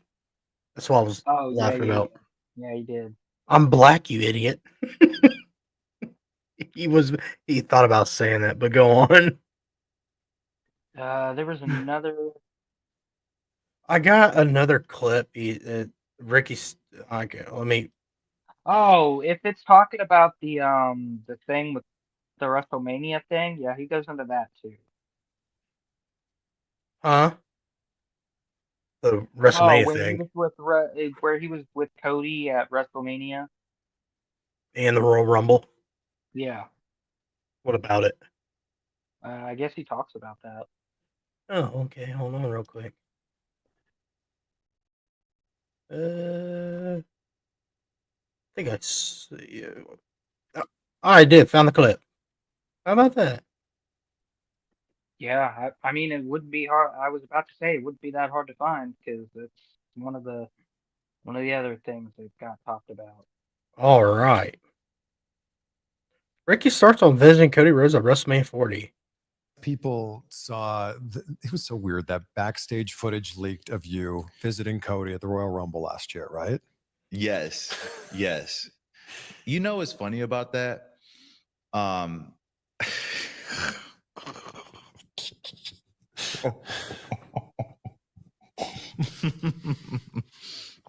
know what's so funny about that whole situation? First off, yes, I did go see a friend of mine for his match, obviously, because it was an hour away. Secondly, they caught me walking to the bus, right? So, like, okay. Third off, somebody who worked at Alamo decided to take a video and take that screenshot and then post it. Yeah. So I remember the next day, Sunday, I woke up and like this whole thing was blowing up. And I was just like, what is this? I had people from my job being like, I had one guy, he was just like, were you at the Rumble last night? I said, yeah. And what the fuck about it? What about it? He goes, just saying that's a bad look, you know? I said, how is it a bad look? I can't control somebody taking a security footage while I'm walking to a bus. I don't control that. Like, how is that? Tell me how that is a bad look. We got people on our own program talking about other people at the other company, but yet me having my security footage exposed is a bad look. Give me a break. So this was just visiting a friend. It was simply visiting a friend. I was only on the bus. I stayed on the bus. I wasn't trying to cause any type of issues or anything like that. The whole purpose was I was walking to the bus, so I didn't be seen by anybody. Yeah. What about at WrestleMania? What about it? WrestleMania, you weren't just on the bus. No, I was in the box. You I were was in the eating box. good. You know what I'm saying? I was enjoying myself. Yeah. So that one, you're out in the open there. Sure. Everyone was. It was cold. Yeah, well, I was there too. It was warmer the second night, but much warmer the second night. That first night, yeah, it was cold. For real. But if you already knew that this caused issues the first time when you were backstage and security footage leaked of you at the Rumble, now you're in a box at WrestleMania. Do you think that might cause an issue? You know who else was in the box with me? Dustin, right? Yeah, who else? I don't know, actually. QT Marshall. Okay. Aaron Solo. Like, this is not me putting them on blast. This is just saying, like, yes, there's people in the box. Yeah, and there's lots of footage of this. Yes, yeah. They Fans had took footage of me celebrating. Yeah. All right. There was no issue about that. There was no issue at all. Only because before I had went, Tony already said, hey, it's okay. So, like, there was no issue. Now, if he actually didn't mean that. Do you want me to pause? Do you want to say something? Nope. Okay. Okay. I don't know. That's different, Want right? you to play that back. There was no issue about that. No, that's different. No issue. Now, if he actually didn't mean that, I already said, hey, it's okay. So There we go. before I had went, Tony already said, hey, it's okay. So like there was no issue. Now, if he actually didn't mean that, okay, I don't know. That's different, right? But there was no issue about that. And I still, to this day, don't see a problem with it. And I'm going to tell you what. I got into this because I am a fan. I love professional wrestling. Regardless of where I work, I'm going to go and support people that I love. And I'm going to go support wrestling in general. Like, I was there to watch Jade's first Mania match and was extremely proud. And we'll talk about her later, but I saw her match, and then I was there to see Cody's match. Guess what? I was at Mania the year before that and saw Cody lose. There is no issue with somebody being at another show, like an artist. Like Jay-Z ain't gonna go to another rapper's concert. He ain't gonna go to a J. Cole concert. Like, you know what I'm saying? Mm-hmm. It's only blown up like that online because of people who, one, they're trying to get paid for their engagement. They got rent due, you know. I always make that joke. But it's people who just want to start something. And you could say it's like the tribalistic fans or whatever. I don't know if I necessarily agree with that all the way. To a certain extent, yeah. But like, I remember seeing some quote tweets about how I was dick riding Cody because I was there. And I was just like, wow, this is amazing, because if you took this situation out of the scope of wrestling, Yeah. people would think it's normal. But supposedly, for some reason, it is so taboo to not be over here when you work here. Who cares? We all getting paid, aren't we? I don't think people realize how close you and Cody are. I think that's where it really comes down to, like, and it's like, oh my gosh, he's there supporting him. I didn't even really know they were friends. But you think I'm gonna tell a fan who paid for their seat to not photograph me up in the box seat? At the end of the day, I didn't give a fuck, and I still don't. I didn't care about the Rumble thing. I didn't care about the Mania thing. I don't care about, you're not about to sit up here. Nobody is going to sit up here and make me feel like a bad person for doing something out of the goodness of my heart. I wanted to enjoy live wrestling, and that's what I did. I wanted to see my friends wrestle live, and that's what I did. And what the fuck about it? You know what I'm saying? What about it? What were you guys eating up there? Yeah, dude, honestly, we had flatbread. I'm a big charcuterie board type guy. Oh, me too. Yes, I like it all. A few libations, you know what I'm saying? But yeah, I had a blast. And you think somebody gonna make me feel bad about it? I don't care what a few people online say about it. They don't know. All right, Aaron. Couple of things to take away from that.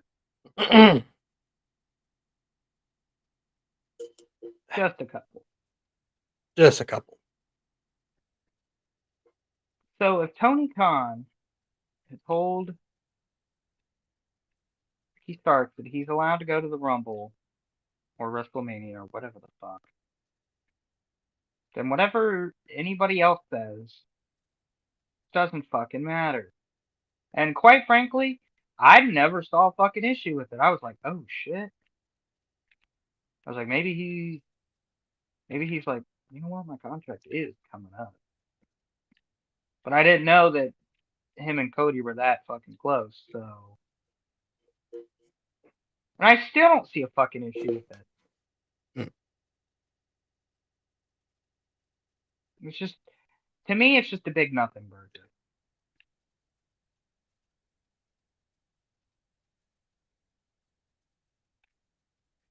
I think we're ready for a commercial, an ad break. You think we're ready for an ad break?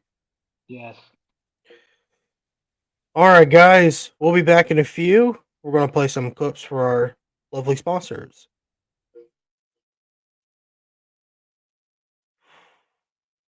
Hey, I got a quick question.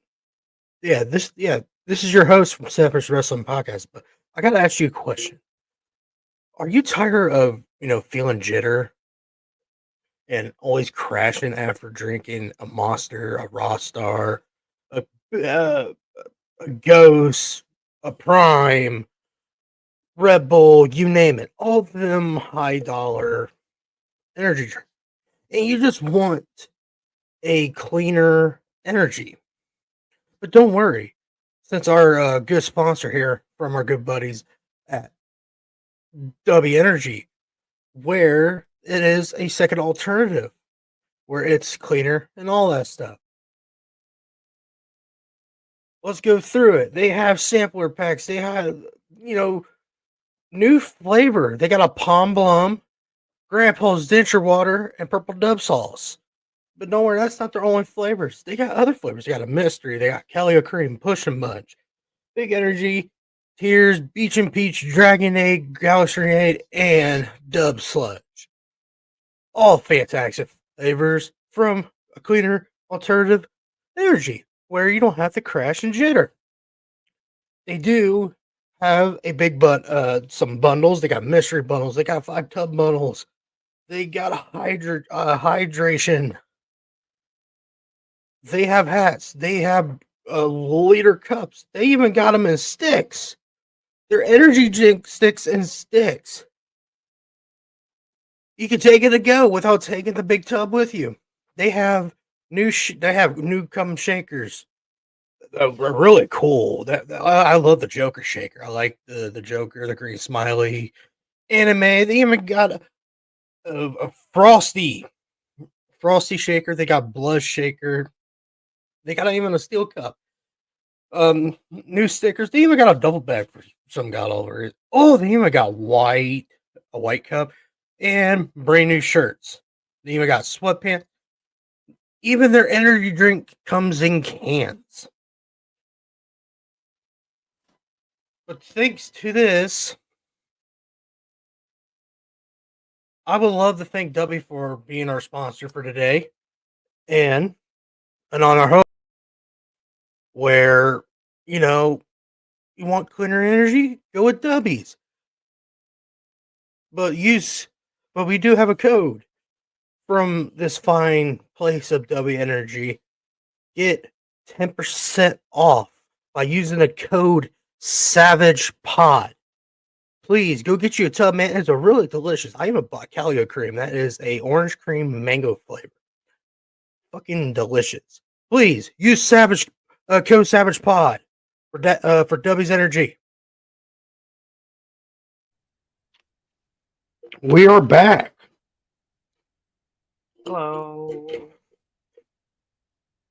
All right. Yeah, but I'm gonna agree with you with the Ricky Starks whole situation. Just let him go. Yeah. That's all I gotta say. And I loved his accent. I love Ricky Starks' accent.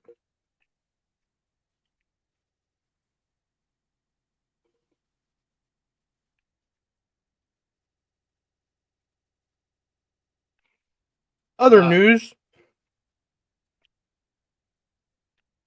I'm sorry, I'm kind of eating food here.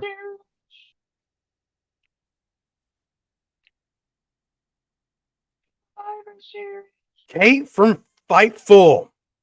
Oh, Jesus Christ. We're getting into this. Good. Yes, yes, sir. Yes, sir. Mine as well.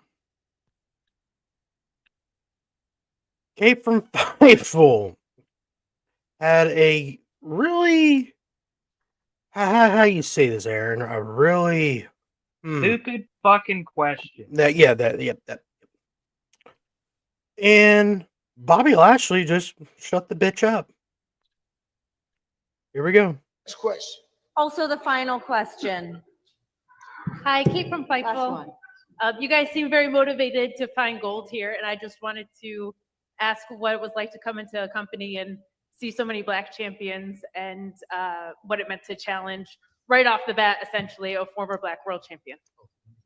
See, I don't like that. I don't like that black champion. It's just a champion. See, we've normalized this already. And that's what I want to do with it. You winning a title as a black champion, and there's other black champions here. We can kind of erase that word now. We could just say champion. It could be it could be a black champion. It could be Asian champion. It can be Latin champion. It could be any champion. So we've already normalized that. So we can kind of erase that black champion, and it's just champion now. It's great. Next question. Boom. It's great. It's great. So great, James. So great. Take that, you dumb bitch. Did she say that she's from? Fightful. Sean, you're all Oh. snappy boy. Oh, okay. Makes sense now. Fuck you and your coke-headed fucking boss. Makes all the sense in the world. Then after that, she protected her fucking shit. Because she got shit.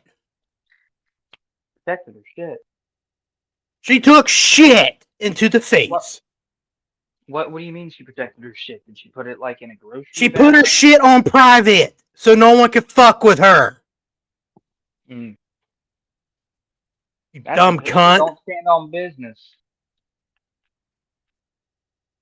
That wasn't the only stupid fucking comment either. You know what? You can take your happy fucking cunt ass to fucking blue sky, bitch. Fuck you. Blue sky. That sounds so gay. Dumb fucking whore. Whoa. How about you take your cokeheaded fucking boss or your fucking domestic violent fucking partner with you?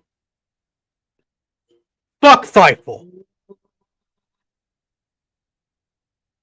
You fucking post the wrong guy for being a fucking pedophile. Now this, you're all fucking retarded. Yeah, I can't. I'm still befuddled on that fucking video that you sent me.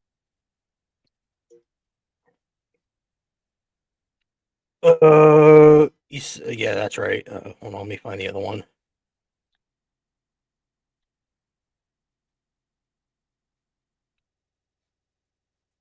I thought I saved it.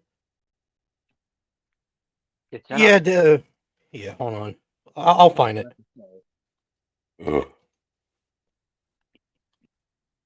See, Dave Meltzer don't fucking piss me off as much as fucking Fightful does. Yeah, Dave Meltzer just likes to smoke crack Yeah.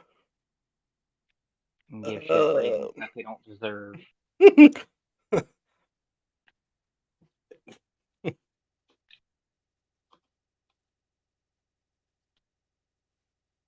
Let's see.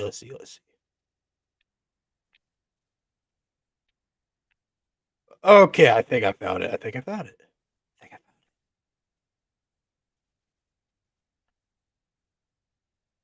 About to say, please don't tell me that I have to explain to you what it is. No. I found it. Great Next idea. question. It's a great idea. Aria from F4WOnline.com. A few years From ago, what? From F4WOnline. What is that? It's a wrestling news website. The Wrestling Observer newsletter. No, we don't entertain any questions from that nerd. Next question.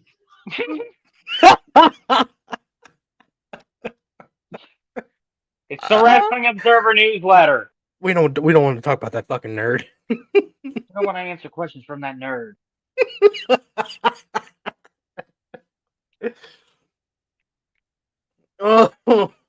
We don't want to answer questions from that nerd. Oh my god. Love it.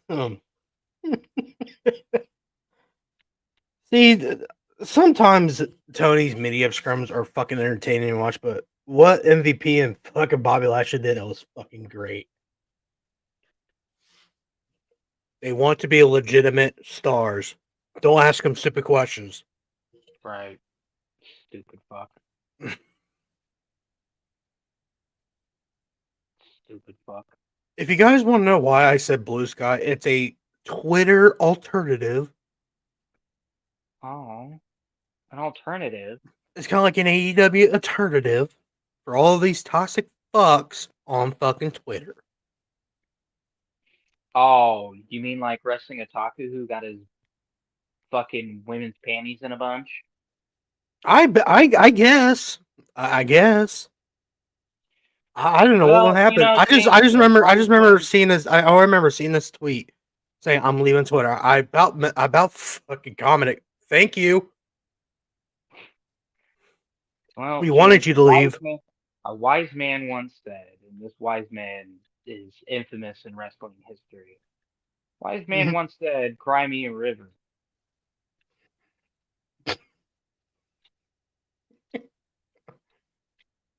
What? Nothing. Just saying, cry me a river.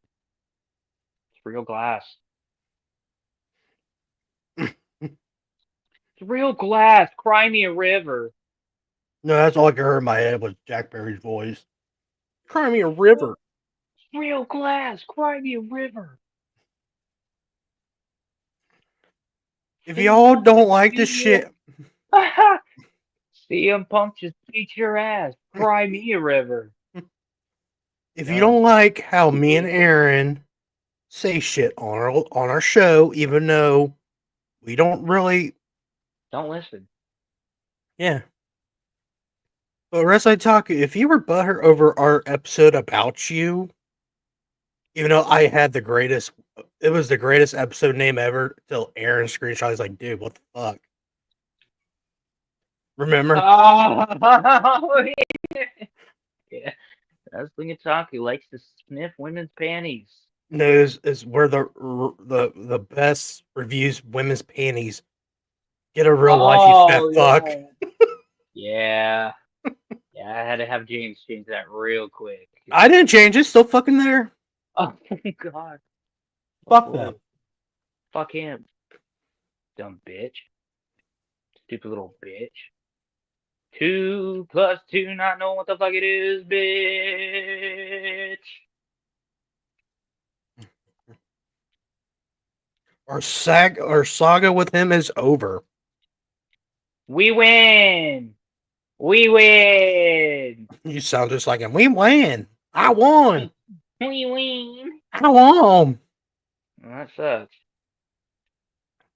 So funny. We won all the battles and we won the war. That's crazy. Oh my god, he made a video about him eating. God, I don't care. I don't care. I don't care. I don't care. Not scared. Don't give a fuck. Why is he posting about Mordecai? He was a fucking nobody in wrestling. Oh my god, are we really doing fucking look backs at fucking Mordecai? Yeah. CM Punk back on his BS, takes another shot at AEW. Oh, speaking of that, a guy, I can't remember who asked him a question. I'm sorry. Was it what was his name? Mm-hmm. Interviewed CM Punk during a thing, saying did he waste his time in AEW or like waste a match or something? And I can't remember what CM Punk answered. He goes, there was a few matches I waste my time on. And everybody thought it was QT Marshall. Until QT Marshall was like, no, he's not fucking attacking me. Leave me alone.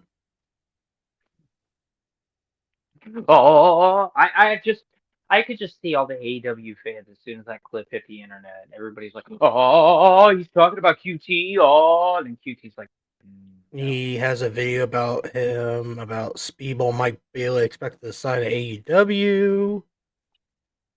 yeah, good for Speedball Mike Bailey. Another big fish in a small pond. Going to another small pond. John Cena versus Goldberg 2025. F that plus addressing double standards with an IWC. What does that say? IWC with AEW. No one cares.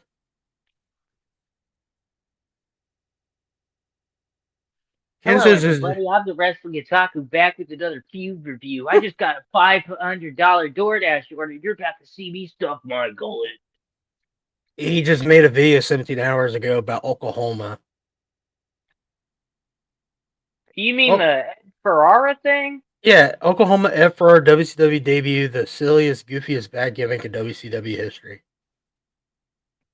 Well, it wasn't yeah, it wasn't a gimmick. It was a big fuck you to Jim Ross.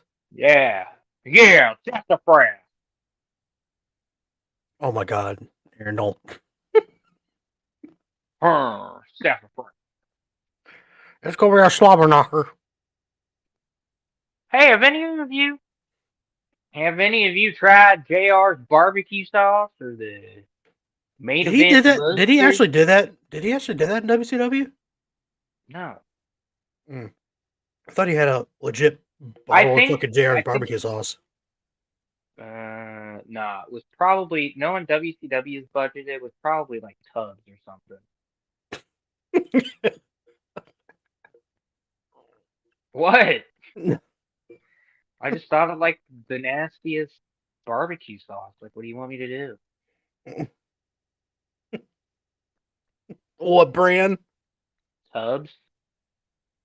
What the fuck's Stubbs? Yeah, that one's Tubbs. The picture of the black guy? Yeah. I never had it, so I tried it. I only tried one drop. I thought craps is horrible.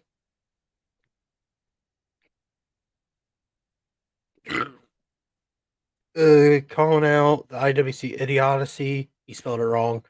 Regarding Kenny Omega's interview. Okay, whatever. Moving on. Oh, my boy.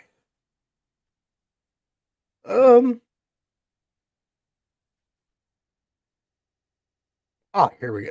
I thought I had to bring this up. At 10.8 million views, the Costco guys appeared this week on AEW Dynamite. Is now the third most viewed clip on Twitter by Pro Wrestling Company in 2024. Number one, Joe Hendry arrived in NXT, 18.7. The Undertaker at WrestleMania 40, 11.3. And them at number three, Costco guys on AEW 10.8. I guess. Guess everybody loves those double chocolate chunk cookies. No, it's the baked chicken. Where the fuck The is chicken sunlight? bake. The chicken bake. It's the fucking chicken bake. Yeah, I don't know what the fucking chicken bake is, and I don't even want to have it. What the fuck is a Costco? Not being retarded. You've never been inside of a Costco? I've been into a fucking Sam's Club. Is it close to a Sam's Club? Yeah, but for rich pricks. I'm not rich. I'm poor. I work at Walmart. Yeah, apparently they've got like fucking everything. I'm literally looking at their website right now. Holy shit. Do they have a fucking restaurant?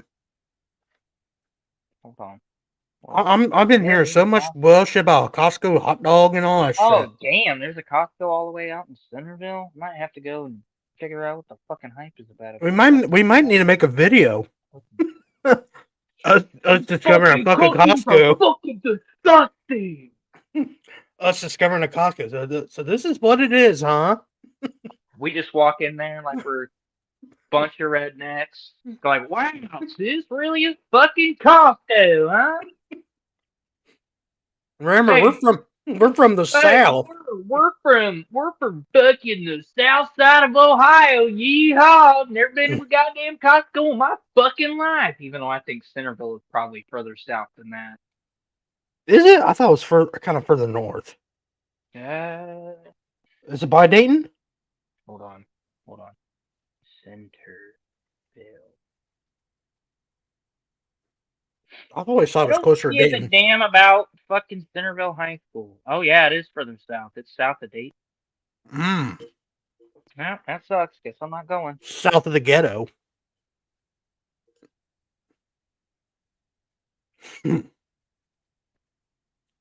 I just don't understand this.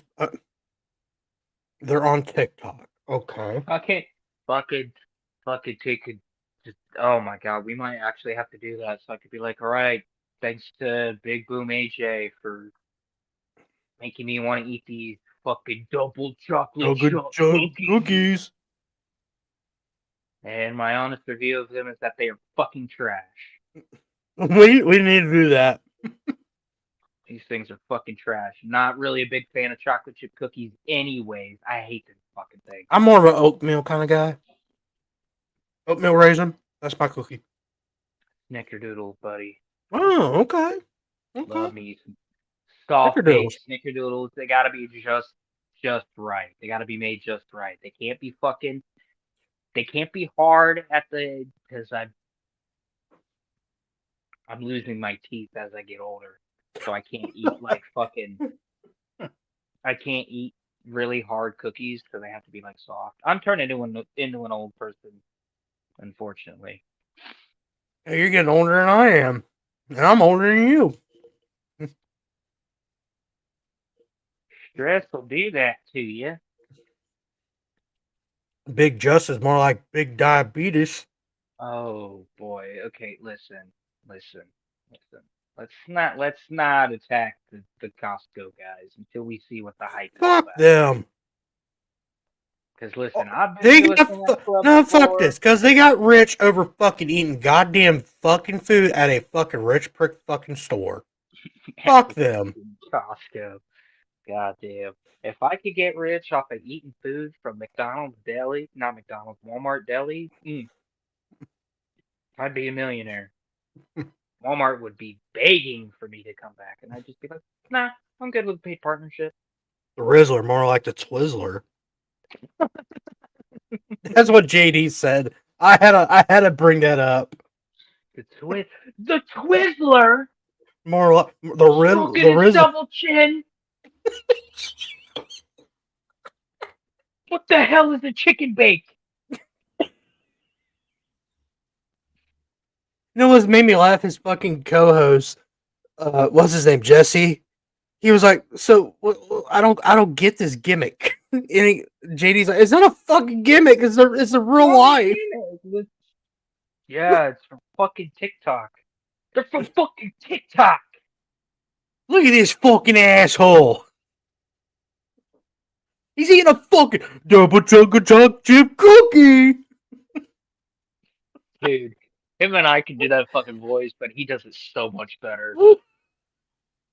They bring But out now the boom. But now every time that I go to the store, I go to the cookie aisle and go, I have to find that video. I found some chocolate chunk cookies. Let me find the video of him doing that. Oh boy. Oh, I never laughed so fucking hard in my life. Dude, I've been watching. Yeah, I took a week off of watching JD, and that was last week. But yeah, Wait, what's his name? What's his name? AJ? Big Boom? Wait. Oh. I am so sorry. I did not mean to burp in here. Big Boom AJ. Big Boom AJ. More like Big Boom AJ. Okay, it's a 13-minute clip. Okay, let's fucking see what. All right, guys. If you guys don't like fucking JD, go fuck yourself. I think he's a very entertaining guy. Even though I love his co-host on this show, Jesse. But Solomon, JD can be a fucking asshole. So fuck him. I don't like him or fucking Solomon together. Yeah. Because Solomon is the big nut tugger for AEW. Fuck him. Mm-hmm. Oh, damn. You actually agree with me. But I like Jesse. I like this guy. Oh shit, I don't have it popped up. I am so sorry. Yeah. Oh, that's fucking Twitter. What the fuck is going on with this goddamn stupidity? StreamYard, fix your shit. No, it's just I thought I had it up. Oh. And no, it just popped up Twitter. That's probably my fault. All right, JD absolute buries the Costco guy. AJ Big Justin on AEW Full Gear. Oh man, I can't wait to see what happens there, man. We're gonna get some double. Also, JD, please don't Double copyright. chocolate chunk cookies. Also, JD, don't copyright strike us. We're fans of you. Just please don't copyright strike us. Shout out to JD Yeah. for supplying the clip. I gotta replay that. Oh man, I can't wait to see what happens there, man. We're gonna get some double chocolate chunk cookies. Did you see KT Marshall's rap, bro? He makes them sound like fucking the Cookie Monster. But after this, fucking Jesse's like, so I don't get the gimmick. What's the gimmick? It's not a gimmick. Let me play the video. That's the shitty thing. Go ahead. Jesse thinks it's a fucking wrestling gimmick. It's not a gimmick. It's their real life personalities. It's a real dude who's doing real dude things. Just a couple of guys, couple of Costco guys. fucking gay. It's him and his kids. I'm about to be an IKEA dude. Oh my fucking god! Don't look at these fancy me. fucking meatballs. Just me going to IKEA. Oh my Fuck god! IKEA. Bring the Fuck dude. IKEA. I bought. So this is the story. I was in Arizona, and I was living with this girl and her parents. Anyways, we're gonna ignore that last spot. But they bought me something from fucking IKEA, right? Mm-hmm. And it's a TV stand. I had that TV stand for almost 4 years, right? First time I go to move the bitch fucking collapses. I'm pissed. I'm pissed off. I'm like, are you fucking serious? I haven't bought a fucking TV stand since. Because one, I don't like putting things together. And two, if I put it together, it's going to fall apart. And then I'm going to be mad because the monitor will be broken or my TV will be fucked. Anyways, let's go get some double chocolate chunk cookies. Boom! The doom to you.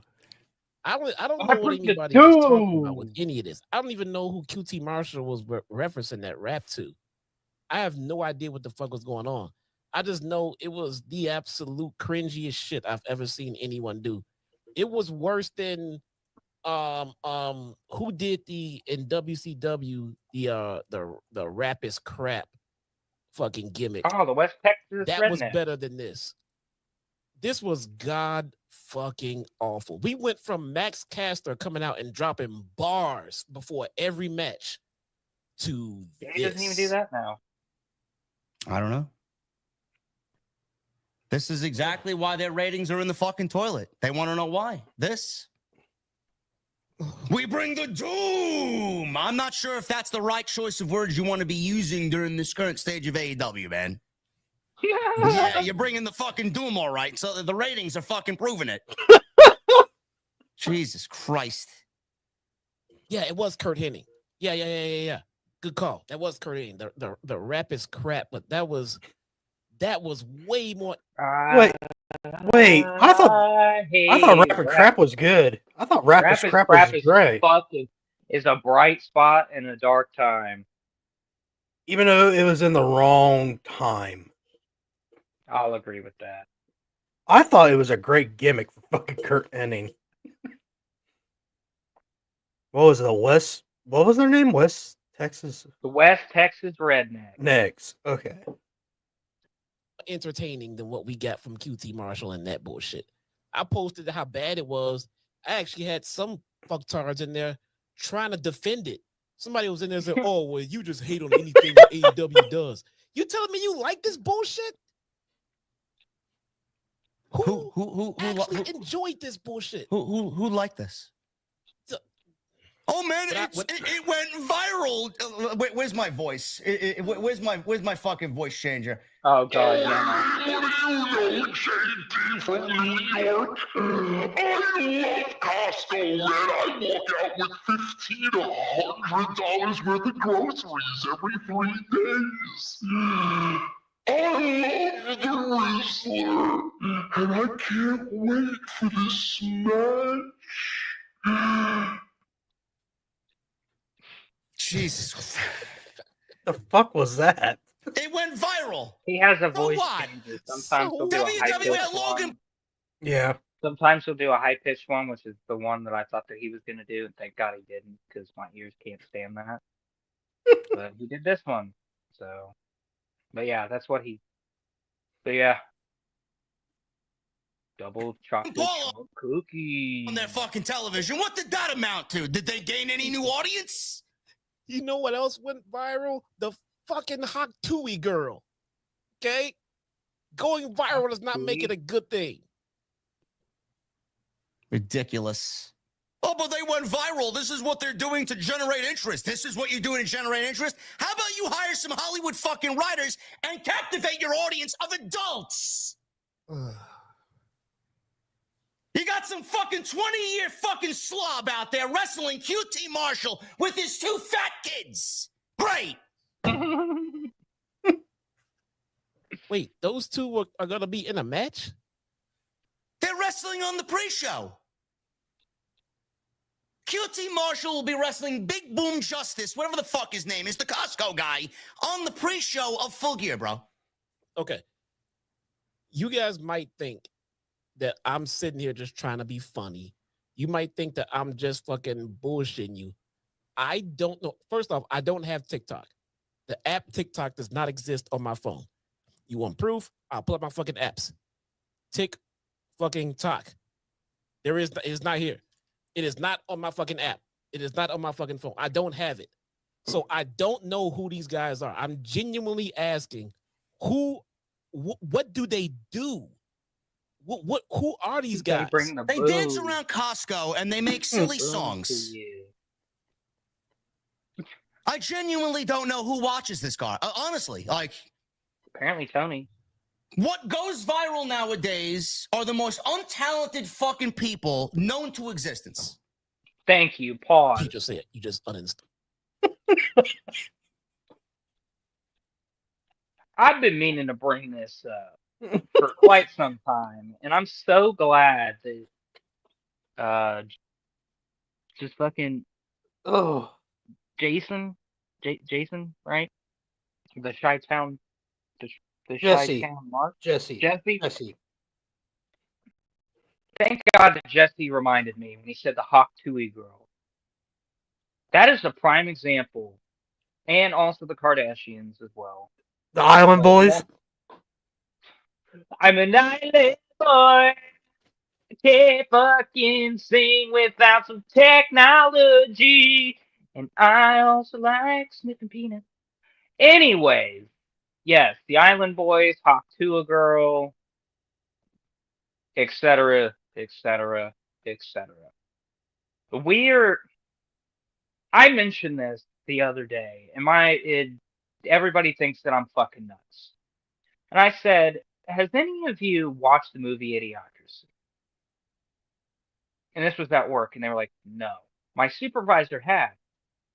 And he's like, what about it? And I said, I don't know, it's just, the Western civilization is so close to Idiocracy, it's not even funny. And him and I had a discussion. He goes, how so? And I was like, look at the people that we're making famous. Hawk Tui? Really? It was annoying when she first popped up. I thought it was like, oh wow, that's fucking wild. And then I never wanted to hear it again. It's like, wow, you like to spit on a dick. Congrats. You know, she gave it a little stroke to the And now shaft. she's made fucking probably thousands of dollars off of just admitting that she spits on dick. Oh, sorry. Oh, nope, can't say that. I don't want to get copyright strike. She's the literal Miss Chokes on dick.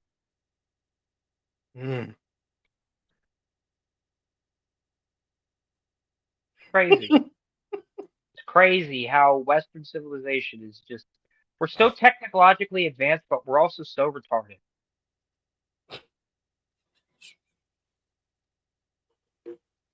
What? I'm just being honest. I'm just being honest. We're so technologically smart, but we're fucking retarded.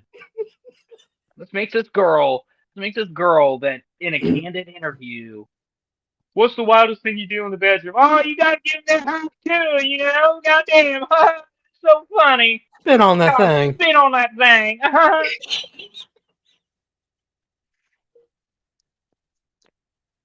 Well, the funny thing is, I didn't think she was that annoying until you, like you said, you keep hearing her. But I thought the Island Boys were more fucking annoying. I'm an island boy.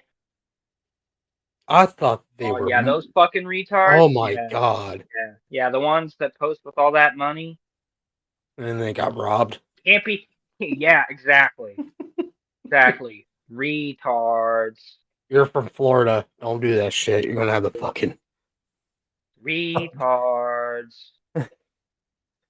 Like Jesse said, going viral is a bad thing. Like stupid. Let me just make fucking hundreds of thousands of dollars to just post it on social media. Nothing will happen if he did. Oh, god damn. And I don't have any weapons to protect myself. Shit, I'll be fine. I can't believe that we're reporting this on TMZ, but it appears that the Island Boys have been robbed of everything they have ever owned. In a now viral tweet, Island Boy X said in a recent tweet that we were robbed at gunpoint. Wish we knew how to shoot. Guess we should have fucking took up lessons instead of posting shit on social media.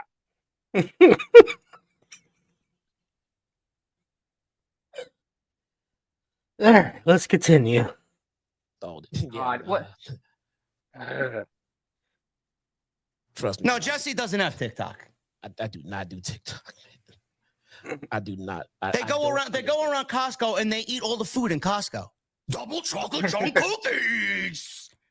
And they're viral. They went viral for that. I'm gonna look it up. I'm gonna look it up right now. I'm gonna look them up right now. I got TikTok. I don't use it. I don't search it. I don't scroll through it.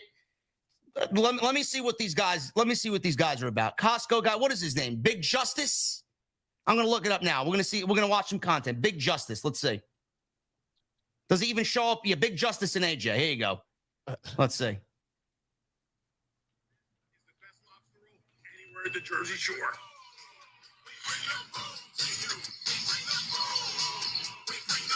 Oh my god, I'm watching him eating. That's nasty. I mean, this thing is just loaded with lobster meat. Oh, meat. Look at him.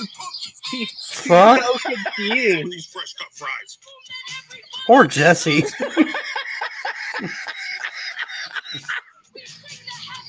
This is what they're putting.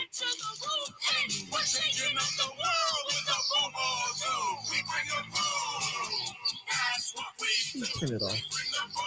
What is this? He's eating a fucking ball. What is this? This has 28,000 fucking likes.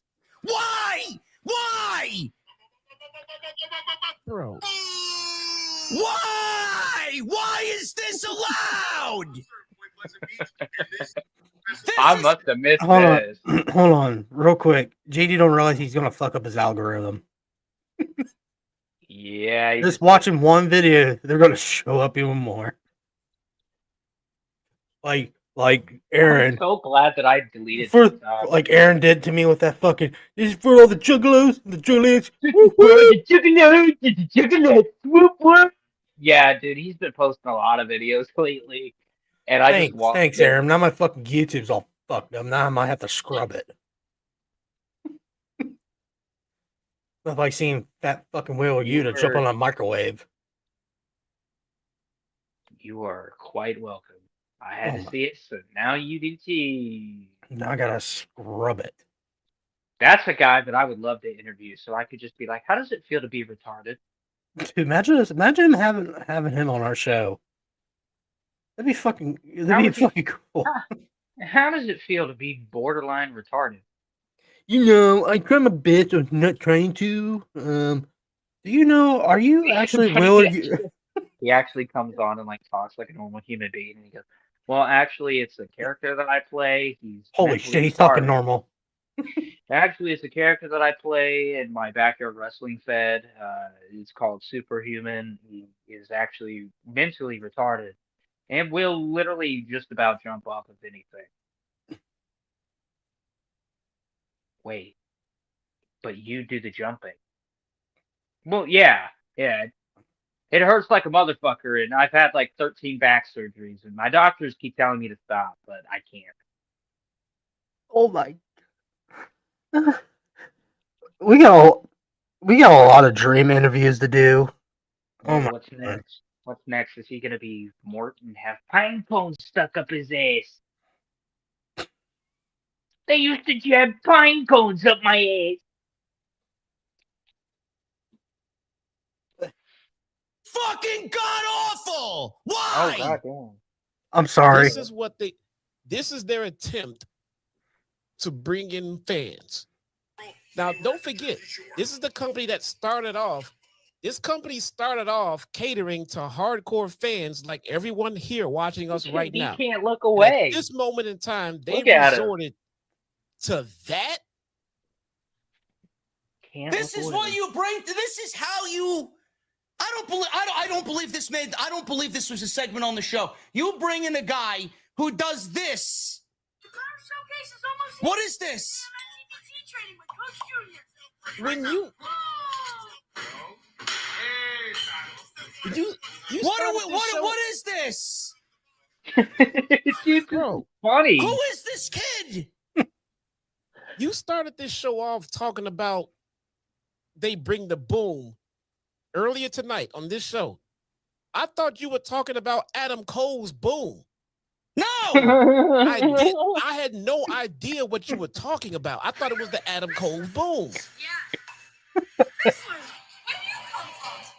See, that's all that fat kid does is vote his shit. Say anything. They're eating all the They're fruit eating snacks. Fruit snacks at the mall. Look, Wait, bro. Bro, this is like a walking ad for diabetes, man. Holy fucking shit, dude. These dudes are rich because they go around the Costco eating a bunch of fucking food. I'm sitting here. I never see JD so. Never seen JD like this. They go to Costco and eat food, and they have a shit ton of money for it. What the fuck did he do? Really? Want to get a liquid death? Really? You gotta be fucking kidding me, man. Now, I know some of the stupidest shit goes viral in this country, but you gotta be fucking kidding me with that one. There is no.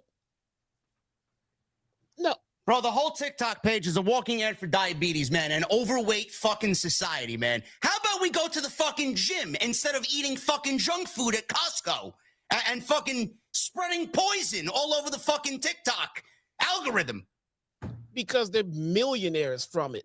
Because idiots watch it and give them ad revenue. This is awful. This company, well, you guys compare them to WCW 2000? I don't know, man. I don't know, man. You know, to be honest with you, he may get a lot of flack. He may get a lot of bullshit in the community. I'm telling you this right now, man.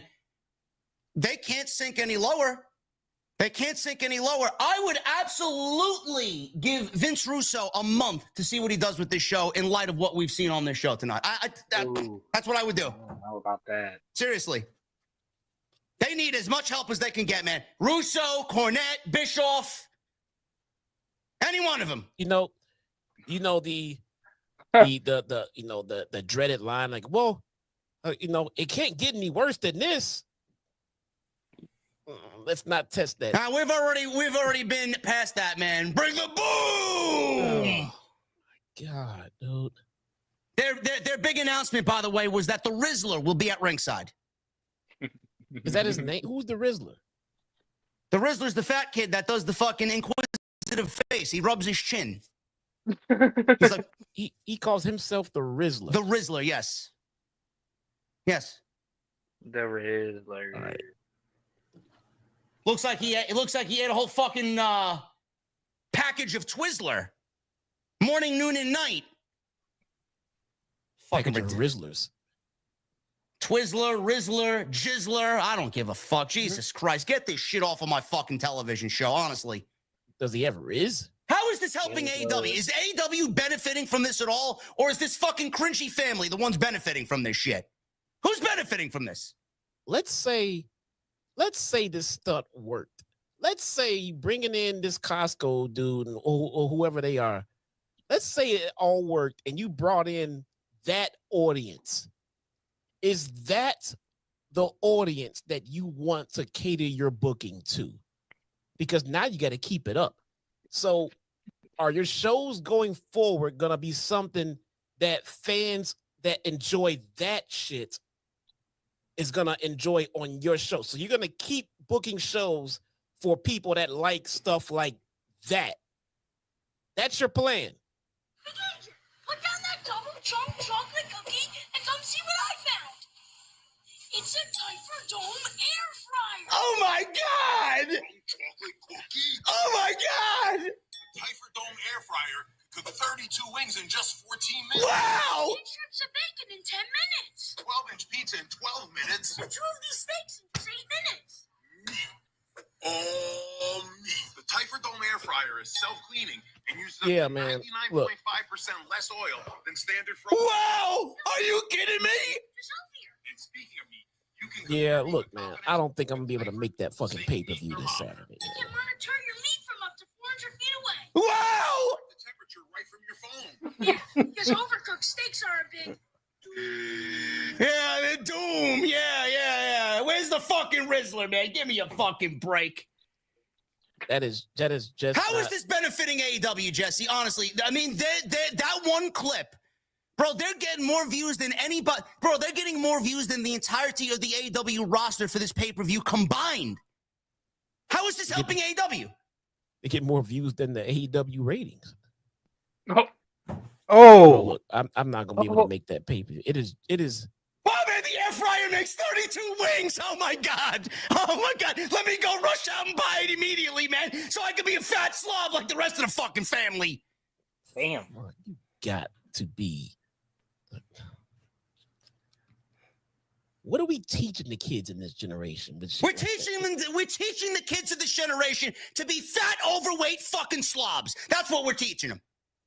So while I'm out on the basketball court with my son, teaching him how to play a sport and exercise, this dad is taking his kid to Costco to eat snacks. Yes. Yeah. Yes.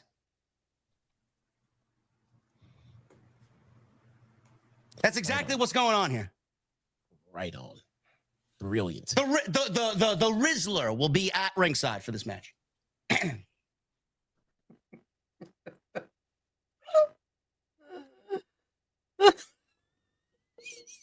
Oh my God. Well. Yeah. Want to do one more ad break? Sure. We'll be back in a few. Hello, my fellow Americans. It is your president. It's the Donald Trump. And I'm here, just kidding. It's actually me. I got tired of that voice pretty fucking quick, but men, are you tired of wearing the same old BAM t-shirts all the time? Because I know I am. I get tired of wearing my Misfits t-shirt all the time. And are you looking for an apparel company that is going to make you look fucking badass? And it can also get you laid? That's right, ladies and gentlemen. We are sponsored today by Reaper Apparel Company. I have bought, my apologies. I may or may not have failed English, and I'm also a little bit stoned. I have bought 2 things from Reaper Apparel Company, and actually 3 things. I forgot my little sticker.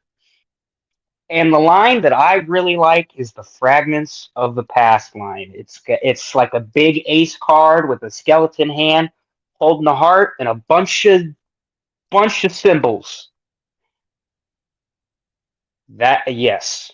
And as you can see right now, we're scrolling through what they have available. They got mystery boxes. It's not the time of weather for it. They've got tank tops, short sleeve t-shirts, hoodies. I don't know if they have any zip up hoodies yet. Those would be kind of fire.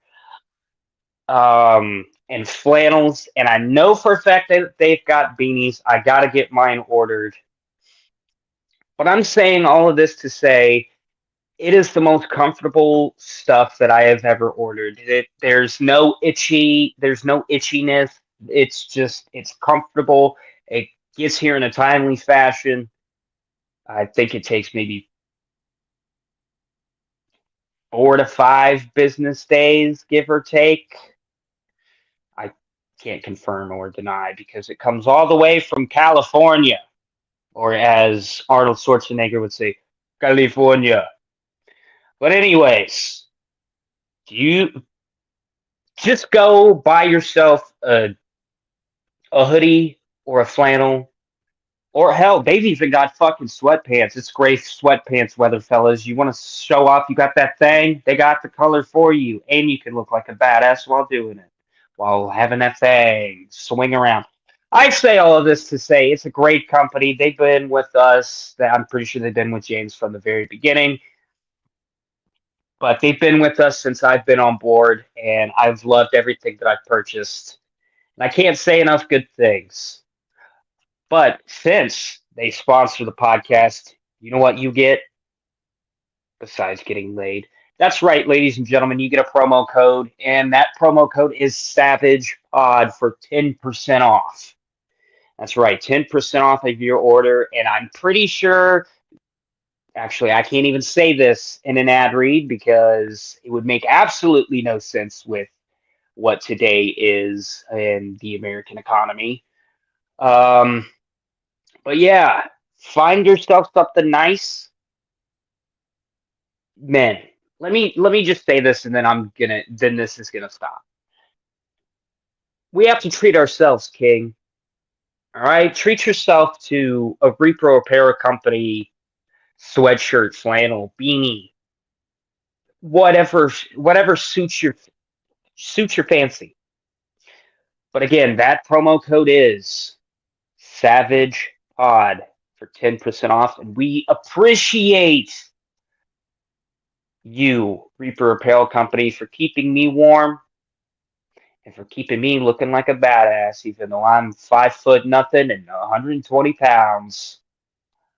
Thank you, Reaper Apparel Company and Savage Army. Please go support the sponsor. That's where I'm going to find you.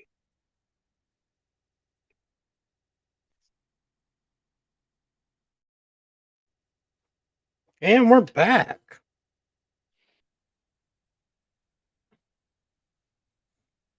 All right.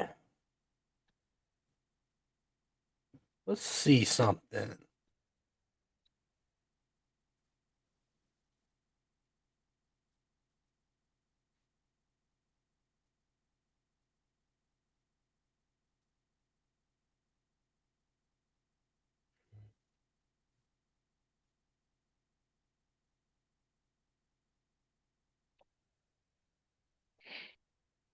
All right. Wrestle Talk post this. AEW's Big Bill has revealed that it was CM Punk who came up with the idea of for he and Ricky Starks team together on TV. That's coincidence. Oh, tired of people in AEW just constantly having that CM Punk bug just constantly in their ear. New Japan star Gabe Kidd on AEW's Raw in 2022 and 2023 says Little Phil CM Punk was embarrassing compared to him brawling with Kenny Omega. Let me see. Listen, I don't care about any of those other guys, any of those stories. You saw the video, Jack Perry, who he must not be named Little Phil. We'll call him Little Phil. It was the most embarrassing thing I ever seen. They advertised it on air on TV. That was the most bonker things I ever seen in my life. I had better scraps at nursery. It was embarrassing, so I don't care if he compares it to that. Who the fuck's Gabe Kidd? Who? Who?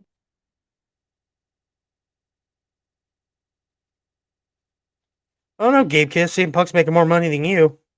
Who? The reason you're getting over because of Kenny Omega. My best bet's for you to just keep your mouth shut. Right? You dumb bitch. We're also going to blame Tony Khan for Danhausen for not being on TV. Oh, I got to read this thing. Source claims AEW and Danhausen has not been a regular contact for over 6 months aside from indie day approvals. Danhausen was set to return from injury about a year ago, but expressed frustrations to Tony Khan when plans for his return changed. There were pitches to bring Danhausen back early this year, but nothing materialized, though he remained willing to return to AEW. AEW was been a belief that Danhausen wanted to prioritize indie bookings over wrestling on Collisions on Saturday. On the other side of things, it was say that he indicated to AEW that there were family related reasons that caused adjustments to his availability. AEW has seen him doing indies before, period, and believe he didn't want to work to Collision. What's your thoughts on the Danhausen situation? I don't really care.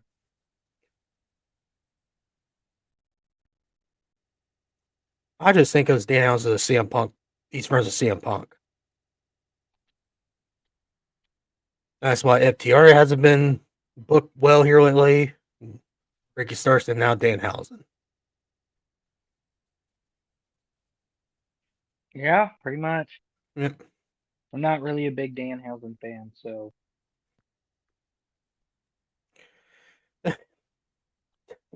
Tony Khan said this on CHGO Wrestling.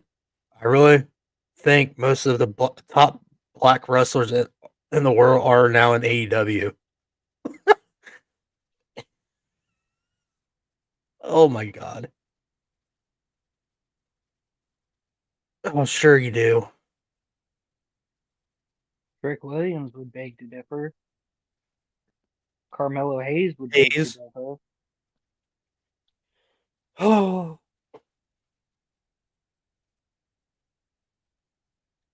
AJ Francis. What the fuck was his name in WWE?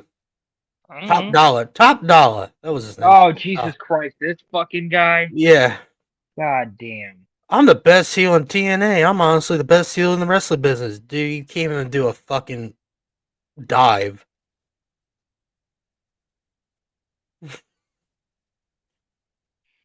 I got no thoughts because I haven't seen a goddamn thing he's done since he got released. So I don't care. I just find it laughable.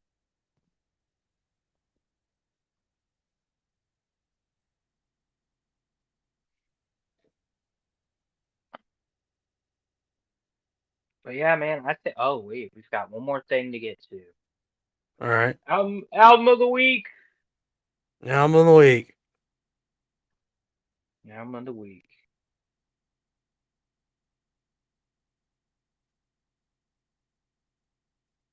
I have mine. I've had mine.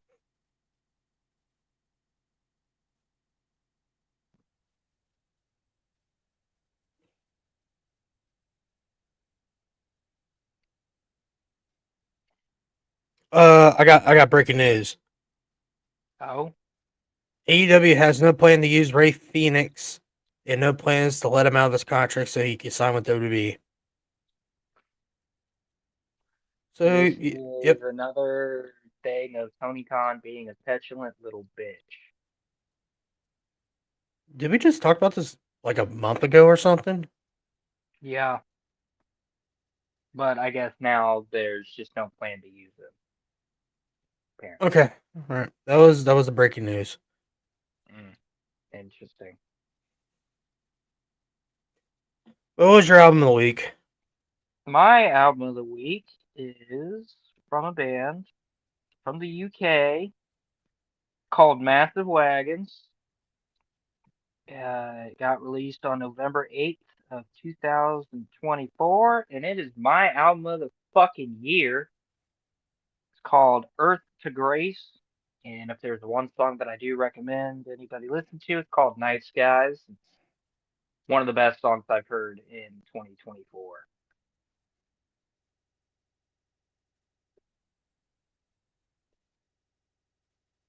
Was that your album of the week? Yes, sir. Massive Wagons.